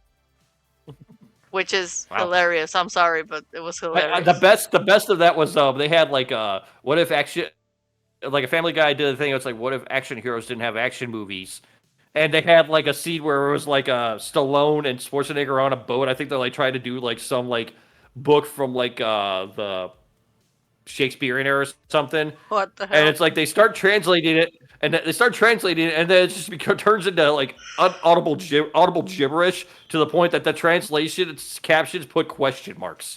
Yeah. Something like that. That's Yeah. great. So Oh well. yeah, so I'm sure plenty of. I mean, I'm pretty sure I could throw a Die Hard reference in there at some point too. So don't worry. If we do that, we have all your action movie references covered. We need As to long as watch there's no action building. movies. Yeah, we need to watch action movies, I guess. Very No, we'll be fine. They're in our brains enough, Illy. We're good. Oh You yeah, don't no, need to we're worry about good. Yeah, that. definitely. No, 100%. Yeah. Okay. Like I'm still trying to figure out from the demo if the guy's name is a fucking reference to the actor from Bishop from the Aliens. That's how crazy I'm already. I don't know. I need Yeah. to see it. But yeah, I'm sure I'll be streaming something at this point this week. I just don't know what yet. So stay tuned. Chaos with me. You know how it works. I direct it. Ooh, so good. Sorry. Yeah. Yeah, you gotta get to bed soon because the damn time change. Oh yeah. Well, the good thing is that tomorrow I get in at 6, but that means that I Yeah. still need to wake up earlier. So. Yeah. Fuck this. Why do we have to be the ones that change the fucking time? In Mexico, they don't do it. They just canceled it. They said, fuck this shit. Why? I don't know. I don't. We're not farmers. We live in fucking Texas. Texas has no farms. Oh, don't tell them that. They would really commit to the lie on that. No, I don't know. Like, I know in Ohio it made sense because we live next to a fucking farm. but here it doesn't make any fucking sense. No, here we next to cowboys who don't understand how to ride cows. That's the thing. It's like, We live in a cowboy place that they don't know how to do barbecues. This is a sin. A sin is what it is. Anyway, I'm glad that I took that out. Let's get that out of the way. I'm just gonna say this. I find it very funny when I see the white guys who like dress up in all the Western gear. Oh, well, only for the Latino guys to be like, I do your thing better, and they're right. Oh, señores, you don't know how to dress like a cowboy. Oh no, I'm talking like I know legit cowboys, and they're Latino. Yeah, I don't doubt it, Brandon. Yeah, and it's more. I'm looking at this, and these guys are like, "Oh, I'm a cowboy," and it's like, no, you're not. No, sir, you're not. No, señor. No, señor, you're not. You're not cowboy. Oh. I do cowboy for you. That señor sounded too good. Brandon is turning Mexican. Run, people. Oh, what was it that they told me? Oh, Mexican? That's what they call me because I have an accent. Apparently, I don't sound like a Southern person. Like, I only make fun of them with the Southern accent. I'm pretty sure at work I am known as the old crazy guy with long hair. Oh, Mexican. I kind of like the name though. Yeah, I can hear it now. It's like in the future. It's like I'm a Mexican. That means I was from Ohio, and it's Ohio Mexican. Yeah, I'm both. I am the Highlander. Apparently, I say "oh yeah" too much, but that's not because of the Ohio. That's not even Ohio. It's because of Mystery Science Theater. I say "oh yeah" way too much. Yeah, that's Minnesotan, if anything. Yeah, no, because my coworker's like, oh, why do you say "oh yeah" so much? Oh, it's because you're from the Midwest. No, because I watch Mystery Science Theater too much. I'm sorry, like crab baskets. Like by your logic, you should sound like Al Franken because he's from Minnesota. I mean, I think they say that I pick up weird things, like because sometimes I'm like, oh, are you gonna get a pop? A pop? Yeah, pop. A Coke. It's like it's a soda, a pop, and I just do it to bitch. Like I'm just being annoying, you know. No, I'm of the opinion that if from the north it's pop. If you fell on your head or you're from the south, it's soda. If you're from Mexico, it's a Coke. Una Coca, chingao. That's it. Yeah, well. Coke. All right, that's enough rambling. Thanks everybody for listening in. Thanks for everyone stopping by, and thanks for everyone who is here in general. If you guys like what you heard and you're new to the channel, please consider giving us a follow. Always helps us grow. We're always cool with that. And yeah, that's about all I got this week, and I think that's all Illy's got. So we will see you all next week for the half-ass show, where we'll figure out what we're bitching about then. Until then, have a good night, everybody. Hopefully, we will win the battle. Good night, everyone. The technology of peace. Yes, outro coming. Pain lives in death.